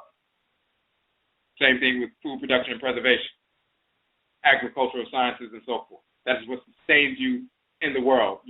The only way you can live is through food production and preservation. Second principle value of purification, wotumi fra moja. So wotumi fra okra. The blood may be mixed, but the divine soul cannot be mixed. So even though there was blood mixture on the plantation, rape and so forth, the identity of the individual is rooted in the provenance of the spirit. Those Afurakani, Afuraitkaitnut ancestresses and ancestors watching their descendants enslaved in the Western Hemisphere, yes, they may have physically connected with other groups. Some have been raped by the whites and their offspring, but when an Afurakani spirit is drawn into the womb, that is an Afurakani spirit that is drawn into the womb. Physiological characteristics may be slightly different. They may be a little bit lighter brown than they would have been if there was no rape, but that is the same Afurakani or Afuraitkaitnut spirit that lived on the continent once in the past that has returned through the womb. You could mix blood, but you cannot mix theOkrawa, the soul, the divine consciousness. So you know who you are spiritually through your Kradin, which your function in creation is. You know who you are physically when your spirit enters the womb, through that blood, through that moja. And then you come in contact with your specific clan. You manifest that. You are assigned the abosom connected to your clan pre-incarnation. But you bring those forces in nature with you into the world, into that zygote, the union of the sperm and ovum. You bring that energy and you enliven that zygote and so forth once your spirit enters into that womb. And the abosom who are connected to you enliven the DNA and enliven the genetic material within that zygote. Now you know who you are blood-wise. You know who you are spiritually through your Kradin. Now you know who you are blood-wise. The second principle of Amansesew in juxtaposition is methods of curing disease. So first, methods of food production and preservation. You establish yourself and you maintain your life. You perpetuate your life by feeding yourself. You can't have a nation, of course, if the people cannot be fed. So they must stay alive. That's food production and preservation. Second principal value of Amansesew is methods of curing disease. You may be able to live but you can't perpetuate your existence if a simple disease can take everybody out. It becomes contagious and wipes out the entire nation. So you have to be able to perpetuate your existence through the curing of disease. You come into the world, Tridane, first principle, learning what your function in creation is, individually and collectively. Secondly, you perpetuate that identity through a blood circle. That's the second principle. The blood may be mixed, but the soul is not mixed. You come into the world through a blood circle. You find out what your patriclan and matriclan filiation is and so forth, and you perpetuate your existence. You started off spiritual, now you're physical. You perpetuate your existence on earth. Same thing here with some principles of Amansesew. First, you establish food production and preservation, establish your life existence, and then you perpetuate that through the curing of disease so that your life won't be cut short. You perpetuate that living through the curing of disease. The third principle of purification, ODWIRA,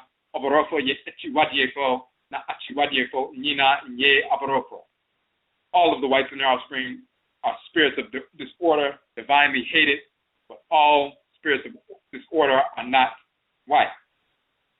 That means all of the whites and their offspring, Europeans, Asians, Hindus, Pseudo-Native Americans, Arabs, white Hispanics, white Latinos, and so forth, all of them are spirits of disorder. They incarnate without a kra, without a baet.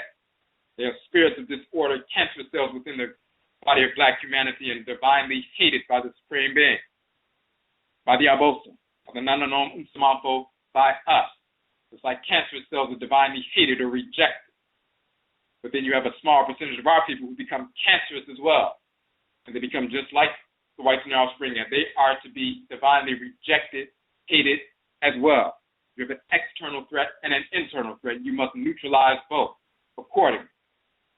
That third principle is in direct relation to the third principle of nation building, establishing a military structure for defense, security, recognizing who the true enemy is and defending yourself against that enemy and ultimately exterminating that enemy.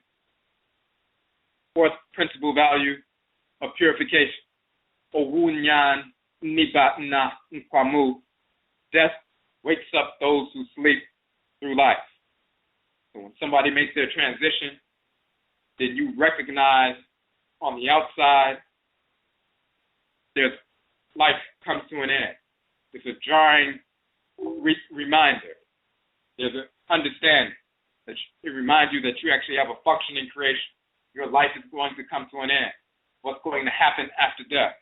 And when you start reflecting on what takes place after death and understanding the laws of Bedra and reincarnation and what happens to a spirit, if they're out of harmony with order, you begin to reassess what you're engaged in and try to realign and eventually realign your thoughts, intentions, and actions with divine order. Death wakes you up. Death wakes up those who sleep through life. That's on the outside. On the inside, for the person who actually died, death wakes up those who had slept through life. Because if they slept through life, they didn't engage their function in creation. They wasted their lives in pursuit of foolish, misguided pleasures and so forth. Then they make their transition. Spirit leaves the body. They become the kind of spirit that's hanging around, suffering, depressed, cannot transition to the ancestral realm and live in harmony amongst the spiritually cultivated ancestors and ancestors. They're hanging around for generations, depressed as a homeless spirit, harassing other individuals. Death has awakened these people who slept through life. Then you look at the fourth principal value of Amansesew in relation to that. The fourth principal value is the institutionalization of our value. When you institutionalize your value, then you make sure that the people value the nation. Make sure that people value the protocols that brought the nation into being. Once people value the nation and the protocols that brought the nation into being, they will seek to perpetuate the nation and perpetuate those protocols intergenerationally and transcarnation. And therefore, they won't go through this notion of being awakened by death. They won't get caught up, wasting their lives and so forth, because they have institutionalized the values of the nation. So that's that direct relation. The fifth principal value of purification, It is the Nkrabia, the divine function, that makes the Sum, makes the spirit obey the Okrawa, the soul. The Nkrabia is your divine function, coded within your soul, your divine consciousness. When you recognize that reality, it is that force that makes your Sum, makes yourself, your spirit body, your conditioned self, that part of yourself that has the capacity to be conditioned. You are a Sum, you are a spirit, just like you have a physical body with a soul, a physical body with a brain, a smaller body in the head region. You also have a spirit body, a Sum. And the spirit's brain and the head region of your spirit body is your Kra, your soul, your divine consciousness, the Krawa. If you align with that, then your thoughts, intentions, and actions are reflective of divine order. If you get out of alignment with that spirit's brain, then you engage in self-destructive behavior. You're affected and influenced by other people. Take those influences, you incorporate them, you condition your spirit in a negative fashion, and you start operating off of those programs. And therefore, you engage in self-destructive activity. Thoughts, intentions, and actions that are self-destructive.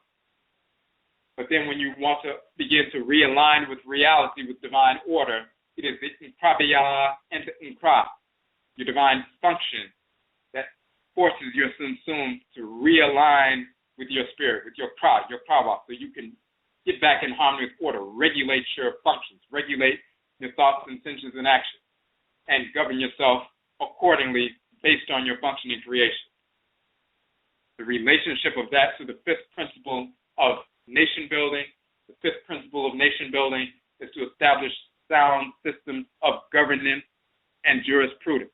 And of course, that is directly related to governing yourself. Based on your divine function and creation, you govern yourself, you establish that sound system of governance.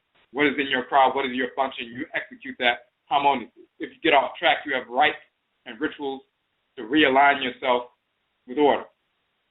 The same is true of establishing sound systems of governance and jurisprudence. The next piece, sixth principle value, purification. Oba yeofa, OBARIMA yeofa, ne obrabo Amansesew.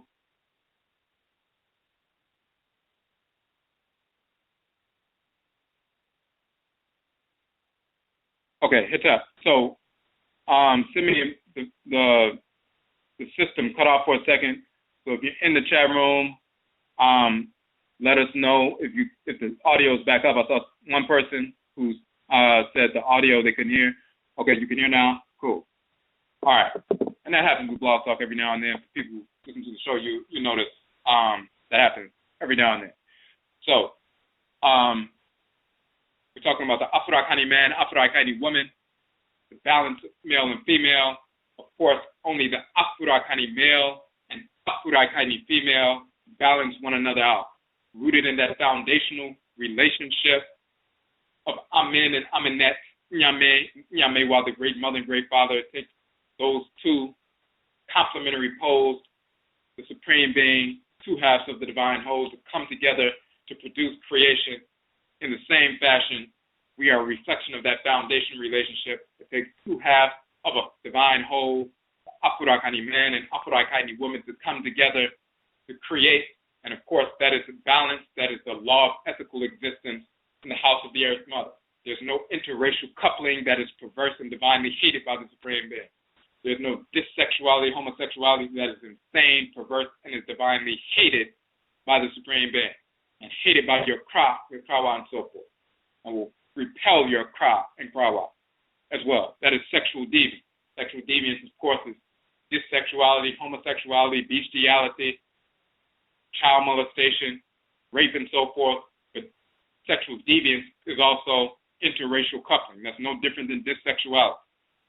Divinely hated. Woman is half, man is half, meaning the Afuraitkaitnut woman, the Afurakani man, two halves of a divine whole. That is the law of ethical existence in the house of the Earth Mother. Then you juxtapose that and connect that with the construction of homes on acquired land, the sixth principle of Amansesew, the construction of home, a balanced home on acquired land, the acquired land from where Amansesew, the Earth Mother, the construction of homes not only the physical home, but then the people taking up residence in the home, a home dealing with a family that's balanced, Afurakani man, Afuraitkaitnut woman, giving birth forth to Afuraitkaitnut and Afurakani ancestresses and ancestors in a harmonious fashion. The construction of homes on acquired land, dealing with the balance of male and female and ethical existence. And the seventh principal value of purification is Sankofa Jira Subain, Afurakanu, Afuraitkaitnut. Sankofa, return going grass. That process purifies the character of Afurakani, Afuraitkaitnut people. And when we deal with purification of our character, and we're clothed in that purification, and we move forward, of course, the integumentary system, the skin is the largest organ of the body. When we are clothed in that abatun, the melanin-dominant skin, we engage in purification whenever we need to. The skin is not only the largest eliminative organ, but it is also the large sensory organ. It is the first contact outside of the spirit body that we have with the physical world. So when we purify ourselves, we purify that sensory organ, and we connect with one another and so forth, we do that through purification. Sankofa, return, going grasp from the ancestral path, take the wisdom that we gather from that return and utilize it to purify ourselves and move forward in a harmonious fashion in the present moment. So you connect that with the manufacturing of clothing, protection, and dealing with textiles and so forth, dealing with that seven principal value of Amansesew. What we clothe ourselves in is reflective of our culture as well. So when you look at those seven principal values of nation building, seven principal values of UAB-ODWIRA purification, they are in harmony with one another. They come from the Abosom, who govern the 7 days of the week, the solar, lunar, and planetary bodies which animate the 7 days of the week. So we want to show the connection between those two. We are ODWIRAMAN, the purified nation. And when we purify ourselves as Afurakani, Afuraitkaitnut people in the West, then we can move forward and engage the Amansesew process, the nation building process, the nation restoration process. And we're going to go to the phone lines. We have a couple of phone calls. Just 1 second. Okay, Michio on the phone line, number 8581. You had a question or a comment?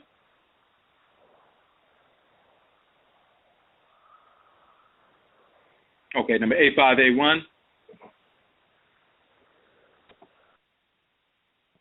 Okay, on the phone line, number 4207. You had a question or a comment?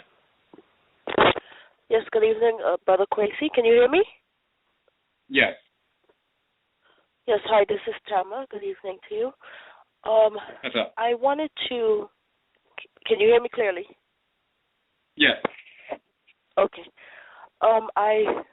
I've called in because I know you mentioned a few minutes ago about disorder when you have, because my name is Tamla, which is an Indian name, and I've had sort of this love-hate relationship. I've had so much disorder in my life, and I've always believed that your name has a lot to do how you live your life, and it carries every name does carry a certain energy, and I think I've had quite a lot of chaos in my life because that's one part of it, because of my name, and probably things from my ancestors, energy from my ancestors. So can you speak a little bit more about that? I know it's almost time to go. Yeah, so the key is what you mentioned at the end, as a matter of fact, connecting with your ancestresses and ancestors. So we did a couple of broadcasts that we did. We did a broadcast called Nkomre, Ancestral Shrine, Communication, and Liberation. And what we did in that broadcast, and it's on in the archives as well as on a YouTube page, we went through the article that we published in Nkomre, Ancestral Shrine, Communication, talking about what the nature of an ancestral shrine is, how to establish a basic ancestral shrine, and going through that process to communicate, which is just setting aside a space and a time to communicate with your Nsamanfo in a specific manner. Of course, they're connected to us wherever we go, but just as if you invited, your great-grandparents over your house, you could, sit in the front room and they could be in the back room and you could yell back and forth, or you can set aside a specific space where you come and sit with them and focus specifically on them for a specific amount of time so you can listen directly and fully have a full communication. So when we establish an ancestral shrine, we set aside a specific time, a specific place, and connect with them in a specific manner for a full communication. So we have that article that we published, but then in the broadcast we go into detail about that article, and we also talk about how that's the foundation, the central institution of learning in ancestral culture, ancestral religion, is the ancestral shrine, and we also show how it's directly connected to our liberation movements. Only the ones who are successful are the ones who connected with their Nsamafo. So that's one broadcast. We also did a broadcast called Renin and Renanit, the nature and function of the Rin, the name. So you can check that out, and how to take on an proper name rooted in connecting with your Nsamafo, your ancestors as an ancestor. So we did that broadcast as well. It's out there on YouTube as well as in the archives on Blog Talk. So it's in both places. But the third piece is, when we have these names, we have to be careful to see where they really came from. For example, somebody, your name Tamala, they say, oh, well, that's a Hindu name. Well, maybe or maybe not. You have to check that out, because many of these Indians have stolen ancient Afuraitkaini names. And they just say this is an Indian name, and it's really not. So you have to investigate that. You could probably find amongst people in Central and West Afuraikai calling people Tamara or Tamala and so forth, and it's really one of our names that we carried into India when we migrated there, and the whites in our offspring later on learned these titles and repeated them. Just like Osar becomes Osiris, just like Aset becomes Aset or Aset and Isis, and they corrupt that.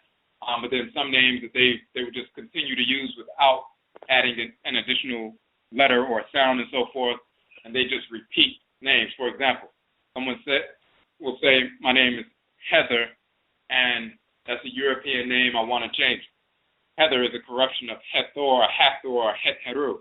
So it's slightly a corrupt pronunciation, but the name comes directly from the divinity. So they just stole that. They didn't just manufacture the name Heather.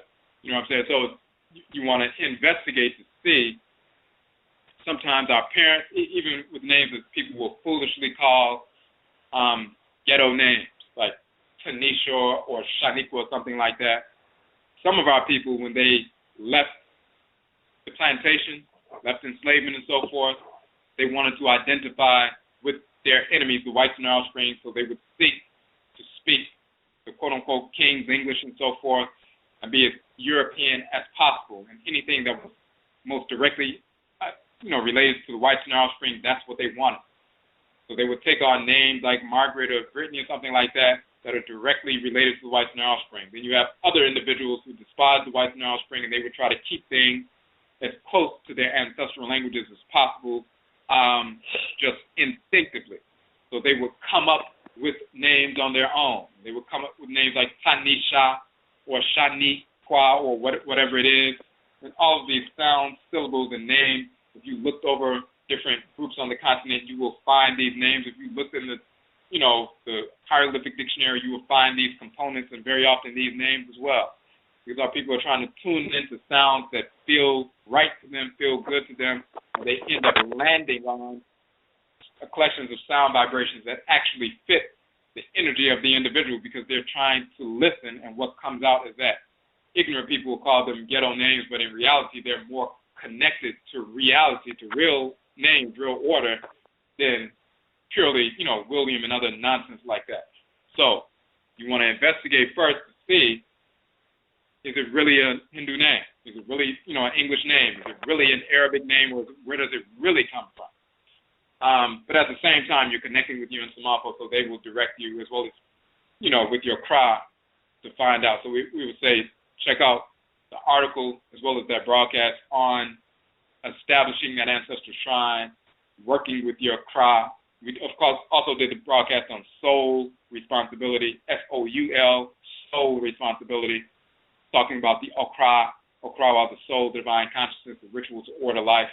So that combination of those 3 videos where we go through the publications, we dissect the publications, so you can begin to engage those ritual practices, the one dealing with ancestral shrines, communicating with Nzamamfo, Nkomre, ancestral shrine communication and liberation, the one dealing with the Rinin and Rinini, the nature of the Rin, nature of the name, and then soul responsibility, dealing with the Okrawa. The combination of those 3 will put you on track and give you clarity, so when you sit with your Nzamamfo and sit with your Kra, you'll be properly informed, and you'll find out if that is the proper name or if it's just the order you've been experiencing is based on slight disalignment from your cross, slight disalignment from your Nzamamfo, and that adjustment can be easily realigned through that ritual practice. Okay, Brother Kwesi. Adase. Okay, and Yeni, I'll say that, and we appreciate the call.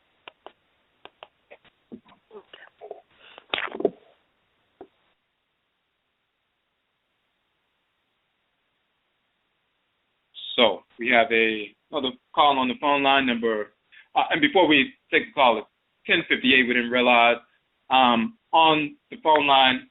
Well, sorry, in the chat room. If you want to listen,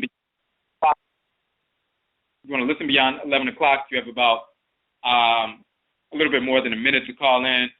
The broadcast cuts off at 11 o'clock online. If you're just listening with your computer, only the people who are on the phone line will be able to continue to hear the broadcast after 11 o'clock. So you have about a minute to call in so you can get on the phone line before it cuts off on the computer. The phone number is 657-383-0635. 657-383-0635. You have less than a minute to call in. 657-383-0635. And take another call on the phone line. Number 6384. Uchiawo on the phone line. You had a question or a comment? Hello? Yes. Hello? Yes, you're on. Okay. Yes. How are you doing today? I'm good. How are you doing? Doing pretty good. First off, I just want to say I love what you're doing. I really believe in this movement of, spreading this information across our nation because, it's disgusting, how the world became, since these people arrived, and their offspring, and I'm just very grateful for it. And the question I have is, I've been looking at your videos on YouTube and on Blogspot, trying to get some information on the rituals. I really want to get to the point where, I'm practicing these rituals and, I'm cleansing my mind, body, and my spirit and soul, to connect me, with my heritage. So I wanted to ask you, personally, I see you don't really go into much detail, but how do I, how and where do I start to perform these rituals? So, and we, just like we mentioned with the previous call, if you look on, for example, on the YouTube page, as well as on the Blog Talk page, but on the YouTube page, there's a broadcast, Nkomre, Ancestral Shrine Communication and Liberation. What we're doing in that broadcast is we're going through the article we published, Nkomre, Ancestral Shrine Communication, where it talks about the establishment of an ancestral shrine. We also have a specific prayer in the language, in the Akhan language, as well as the English translation and what it means and so forth. In addition to that, we also have a prayer in the language of ancient Kemet with the translation and some background information, as well as an audio link where you can hear it. So starting there. Now, as far as the ritual practice, if you look on, and for these particular broadcasts, we have them in 2 places. On the Blog Talk channel, if you just want to go there and look at the various archives. We also have some of them, like we have 144 broadcast archives on Blog Talk on our channel, all of them.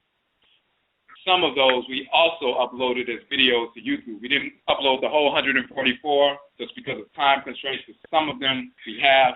So either way, you can look at either one. With regard to the rituals through the ancestral shrines, we have that on the YouTube page, so you can look at it in both places. With regard to the Kra, soul responsibility, SOUL, responsibility dealing with the Kra, Krawa, setting up a basic shrine for the Kra. Those are the two things that we're dealing with. Dealing with the Nsamanfo, your ancestors and ancestors will give you guidance based on your clan and so forth. And then your own Kra, the divinity, the deity dwelling in your head. In that particular broadcast, soul responsibility, when we're talking about the Kra ritual to order life, we're going through and detailing the information in our book, the Okra complex. So what you'll find is most of the broadcasts, we're dissecting the information in our publications to bring more clarity for individuals who've been reading the publications and so forth, whether it's the books or the articles. And then we, deal with other information in addition to that as well. So we have our book, the Okra complex. You can read that near the end of that. There's the Afurakanu, or the soul washing ceremony. We talk about that ritual practice, but in the video, soul responsibility, we go into some more detail about that.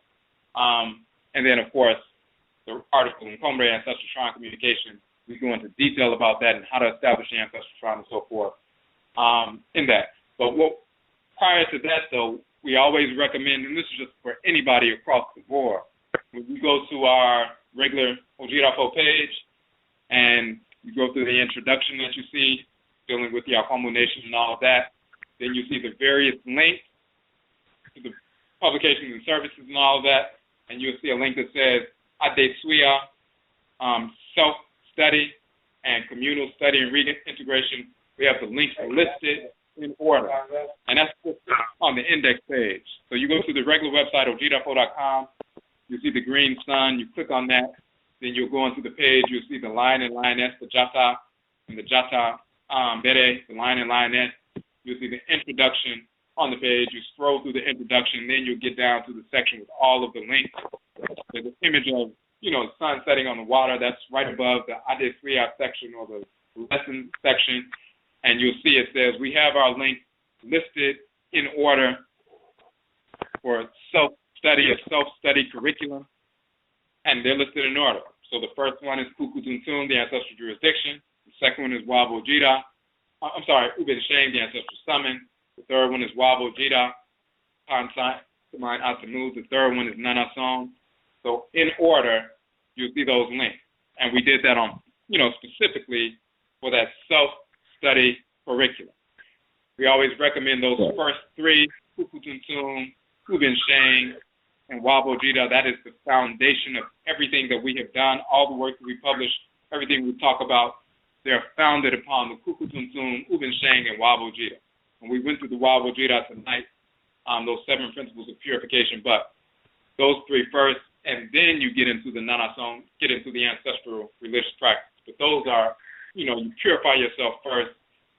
Kukutuntun deals with the cosmological foundation of creation, proving also that Jesus and Moses, Muhammad, all these characters didn't exist and how they were manufactured.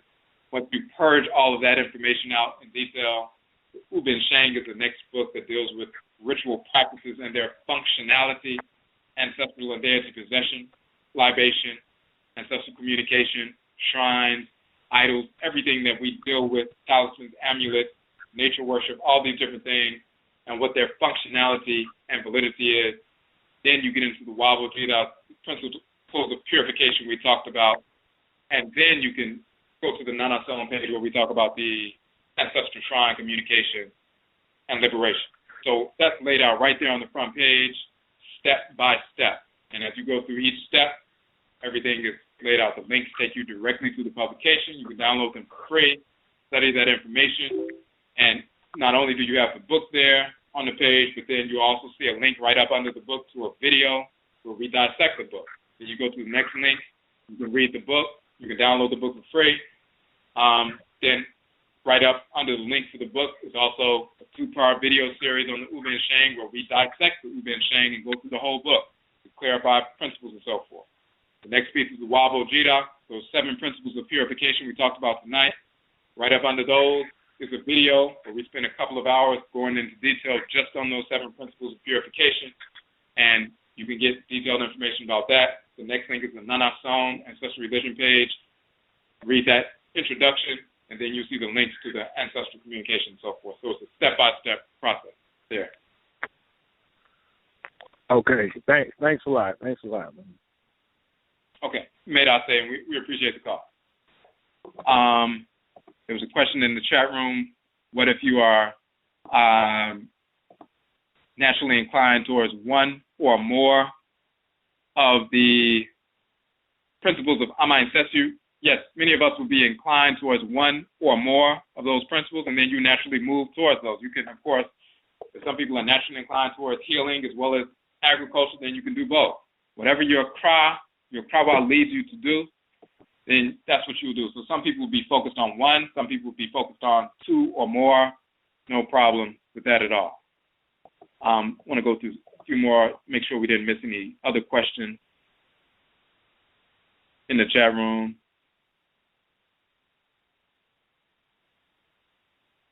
Okay, somebody answered that question. All right, and some of when we were mentioning broadcasts with regard to ritual practice, all those broadcasts as well are not only on this channel, but also on the YouTube page as well. I'm going to read you the titles of those just so you can see.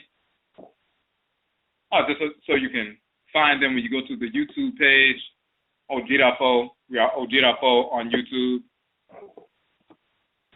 Pull those up right quick so you can just get the names so you can see them.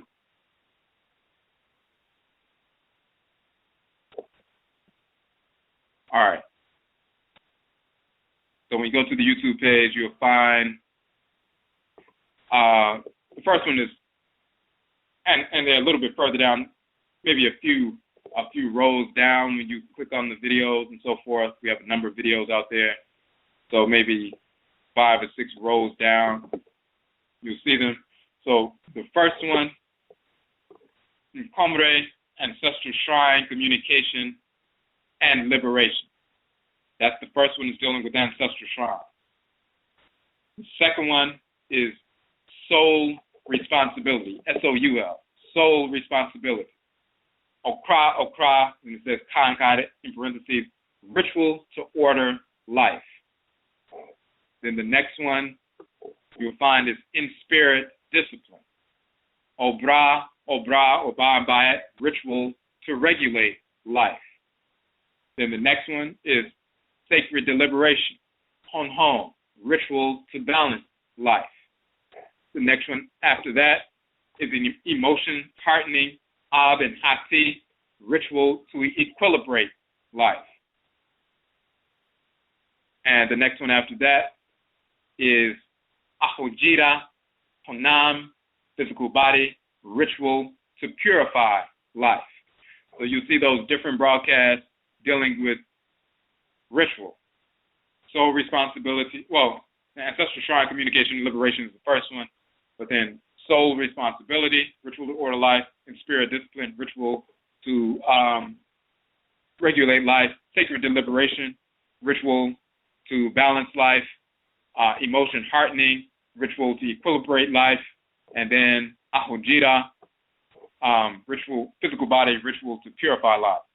So that's that ritual series that we did on the AKANFO NANASOM broadcast. 5-part, basically a 6-part series that we ended a couple of weeks ago.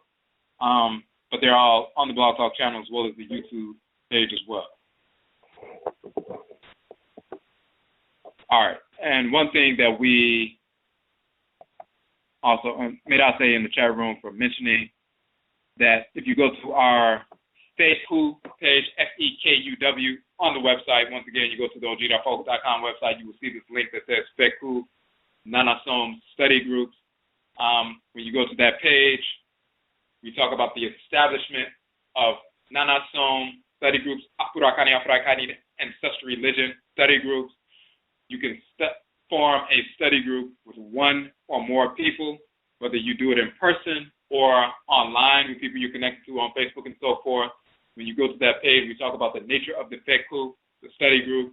Of course, this will be your own independent study group that you do on your own, but we do have a recommended curriculum beginning with, again, the Kukutuntun, the Ubensheng, Wabojira, and so forth. We list the entire curriculum right there on the page, the links to the various books, free publications, as well as the softcover versions, which we do publish. Anybody who starts a FECU, an ancestral religious study group, a Nanasom study group, when you order the softcover publication, you automatically receive 30% off. So say if you order the first book in the series, the Kukutuntun, the Ancestral Jurisdiction, that book is $10. If you order, 5 or 6 of them for your study group, then you will get them for 30% off, so they'll be $7 each instead of $10 each. Also, one of the things we talk about on that page is if you would like to raise funds for your study group or just for yourself, of course, we have our Odwirafo distributor option. You can become a distributor of our softcover books. That means you simply purchase them wholesale, 30% off, and you sell them retail. That way you can generate income for yourself if you're not working, or additional income if you would like to generate additional income. As well as, you can generate the funds to purchase, you purchase those books. You can sell some of the books, and that will pay for the books that you purchase yourself. You can sell some of them in the community. You sell a few of them, that'll be enough to cover the books that you purchase for your own study group. So there are different ways to do that. So that information is there. Any one of our people who would like to begin to work immediately, and you'll be working for yourself, you're not working for us, you are an independent entrepreneur, simply purchasing the softcover book from us wholesale and then selling them to your friends, family, co-workers, and so forth. Retail, you can do that immediately. Just go to our publications page. The information about the Odwirafo distributor option is right there on the page. We also have a little video talking about that piece, so you can check that out. But people who start Nanasom study groups, some people have started them with a few people in person or just online. Everybody's going through that curriculum starting with the Kukutuntun. But if you like to order those softcover books for your study group, you get them 30% off. All of that information is on the FECU page. FECU means for association, dealing with the Nanasom study group. Okay, so we want to make sure we didn't mention anything else or miss anything else in the chat room.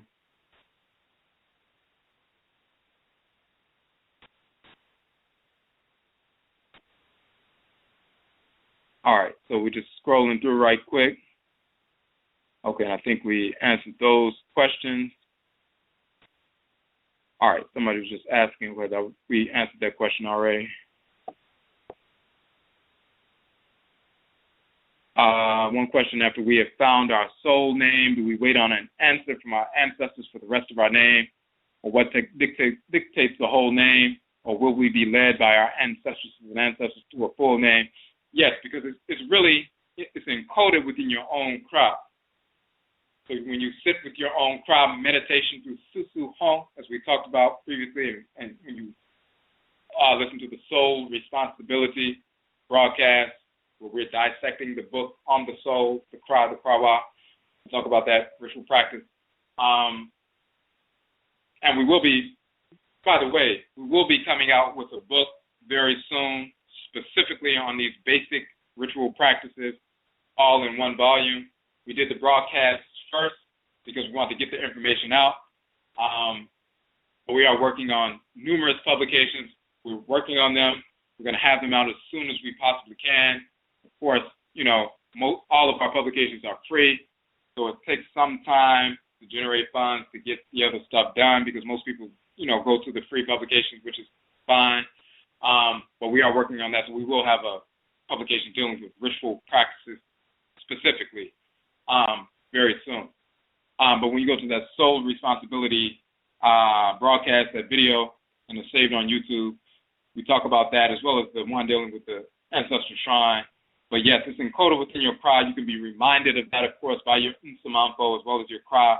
And when you get those inclinations, get those impulses, then they will direct you physically to physical evidence of what they've shown you spiritually. They'll put in front of you or put you in front of information physically that in a book or online or with a person that confirms the information they've given you spiritually, whether it's through an animal totem, find the name of that totem and so forth, and it turns out to be the name of, the information they're trying to show you, or in a book or whatever it is.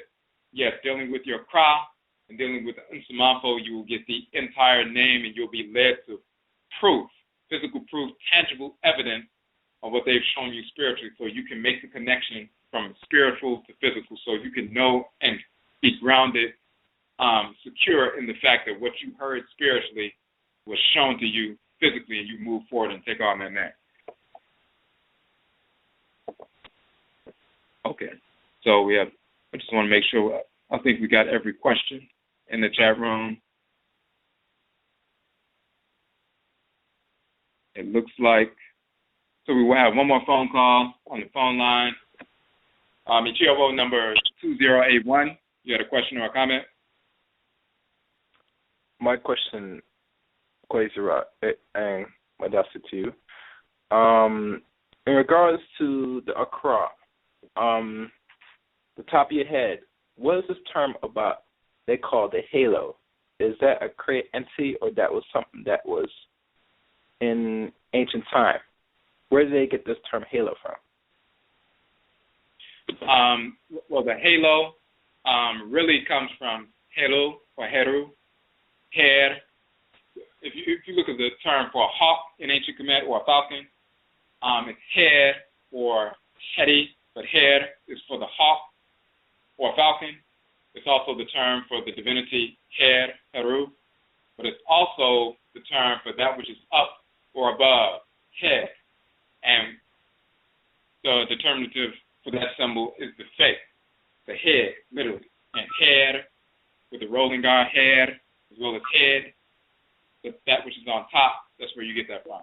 So the actual symbolism, so helo is hero or heru and so forth, but the actual symbol of that illumination over the head, when you look at Ra, for example, as well as divinities like Sechima, Sekhmet, you see that Ra has the sun on his head. Very often is surrounded by a serpent, a circular serpent, with the sun disk radiant on the head. You also see Ra'et, sun disk radiant on the head, sitting in between two horns. Same thing with other divinities. So that radiant disk on the head is where they get that whole notion of the quote-unquote halo, or the radiance on the head. Even the name of it, halo, comes from, for them, helios, meaning the sun. Helios becomes helio, or hiru, or heru. That's where it comes from. There's no letter L in ancient Kemet. There's a rolling R, so halo or halo becomes heru. Well, actually, heru becomes helu, or halo, and helio, and helios, and all of that. Also, it's the root of the term holy. In English, comes from holios, or helio. It comes from helu, helu, heru, the head, as well as the divinity. Okay. And the other question I had to ask about emotions. Is it natural, or is some type of immaturity for Afghan male or Afghan woman to experience or have anything to deal with emotion in all aspects?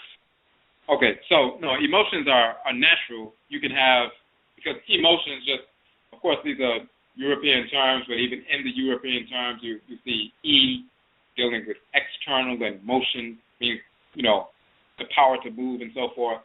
So emotions are just external motions or energy, movement. So you can have movement or emotions or external motion, energetic responses that are harmonious, that are in harmony with order. For example, if a truck makes a wild turn and starts coming directly for your car, and you have an explosive response, a fiery response to move out of the way just in time, that's an emotional response, an energetic response, an external motion, and it's in harmony with order. So you can have emotions or energetic responses that are in harmony with order, that are rooted in reality, or you can have emotional responses or external motions that are out of harmony with order based on ignorance or immaturity or criminality. So the notion that, women are emotional and stuff like that, that's European nonsense. External motion. We talk about, for example, we did a broadcast, Apo and the behavioral cycle. You harvest what you cultivate, and we went through the unfolding of behavior, rooted in contact or seeding, and we show the cyclical process, just like the seeding process and the germination process and the sprouting and the full flowering and the harvesting and so forth. We talk about the unfolding of emotions and everything else through the behavioral cycle. The seeding is the contact when you perceive an individual or an entity or an issue or a dilemma or an event. As soon as you apprehend that in your consciousness, that is a seed being planted in your consciousness. That is through perception, through your sensory organs. In the next phase is the germination and the rooting. The roots go down deep into the soil to grab the nutrients and so forth. So the germination, once you have a perception, you come in contact with an individual, an entity, an event, a dilemma, an issue, or whatever. That's the seeding process. Something is entered into your sphere of awareness, your sensory organs and so forth, through the 7 senses. Of course, we have 7 senses, physical and spiritual. The next phase is the germination of thoughts. Just like the germination of the seed, the roots go down, germination of thought, related to what you just perceived, what you just experienced. The germination of your thoughts can be rooted deep within reality, or you can have thoughts and intentions that are based on foolishness and misguided definition. Once your thoughts and intentions have been germinated and rooted, the next phase is sprouting. The plants sprout up and burst through the soil, and there's a revelation above the soil of what was going on with the germination below the soil. So the germination of the thoughts and intention, the first manifestation, the first sprouting, the first expression of those thoughts that are rooted within you are energetic responses, emotional responses. The emotional responses are either rooted in thoughts that are in harmony with divine order, properly structured thoughts, or they're rooted in a shallow germination, a shallow root where you didn't go deep to the source of reality when you perceive this individual or entity or event. You have a foolish idea about it, not based on reality, based on conditioning, or you can have a proper, intelligent set of thoughts related to this issue. If you have a foolish set based on conditioning, you have foolish emotional responses, energetic reactions based on false perception. If your thoughts go deep and the germination and roots go deep, to hit the source, the root of being, the energetic root of being, then you have an emotional reaction or response that's in harmony with reality, a balanced emotional response, expression. The next phase is the full flowering of the plant after it sprouts and it fully flowers. And then you have action. Based on your emotional reaction, then you have physical action, the manifestation of your intention. If your emotional reaction is based on reality, then the actions you engage in physically will be a reflection of reality and divine order. If your emotional reaction is based on foolish thoughts that have germinated, then you're going to engage in self-destructive behavior, foolish behavior. Then the final phase is the harvesting of the fruits of your labor, or the fruits of your action.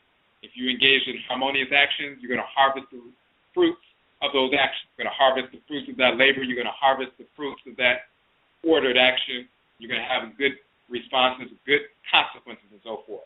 If you engage in foolish behavior, rooted in a foolish emotional reaction, rooted in foolish thoughts, based on going into a shallow depth because you didn't understand the reality of what you experienced, then you're going to harvest rotten fruit. You're going to harvest a foolish and self-destructive set of consequences based on ignorance. So emotions in and of themselves can either be ordered energetic responses or disordered energetic responses. So that would be my answer to that. All right. I think I got a better understanding on emotion, the way how you break it down. All right. Madase for answering my question. The next time. Okay. And Yeni Asera, we appreciate the call. And of course, we went through that process very quickly, but the broadcast we just released on Memenada this past Saturday, we uploaded it as a YouTube video. We did the broadcast back in March. It's been on the Blog Talk Radio page, archived since then, but we also uploaded it as a video to YouTube just a couple of days ago on Minida on Saturday. It's called Apo and the Behavioral Cycle. You harvest what you cultivate. Very key, very important. So you can check out that information, the cycle we just described briefly in detail in that 2-hour broadcast. All right, so it looks like that's all of the questions and answers in the chat room and everywhere else. All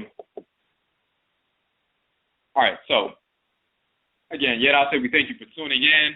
For those who, if you would like to support the work that we are doing, you appreciate the work that we are doing, of course, we have our soft cover publications.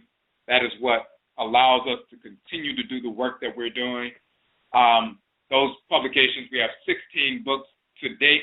Once again, we have more books coming out that we're working on. We will announce those as they come forward. The books range between $8 and $11. If you'd like to make those purchases, any order of 10 books or more is automatically 30% off. Whether you order 10, 11, 12, or the whole 16-book set, it's automatically 30% off. So again, Yeda says for those individuals who have ordered their books, everyone has been very appreciative of the quality and the content of the information. So Yeda says we appreciate that. Go to our FAQ page once again for the establishment of Nanasom study groups, Afurakani, Afuraitkaitnut, Ancestral Religion study groups. And again, we are ODWIRAMAN, Purified Nation, Afurakani, Afuraitkaitnut people in the Western Hemisphere. You are part of ODWIRAMAN, the Purified Nation. When we engage these ritual practices to reestablish ourselves individually and collectively, then we move forward to establish ODWIRAMAN here in the Western Hemisphere, as well as a nation state independently on the continent. So again, Yedase, we thank you for tuning in, and Yebishabio, we will meet again. With that.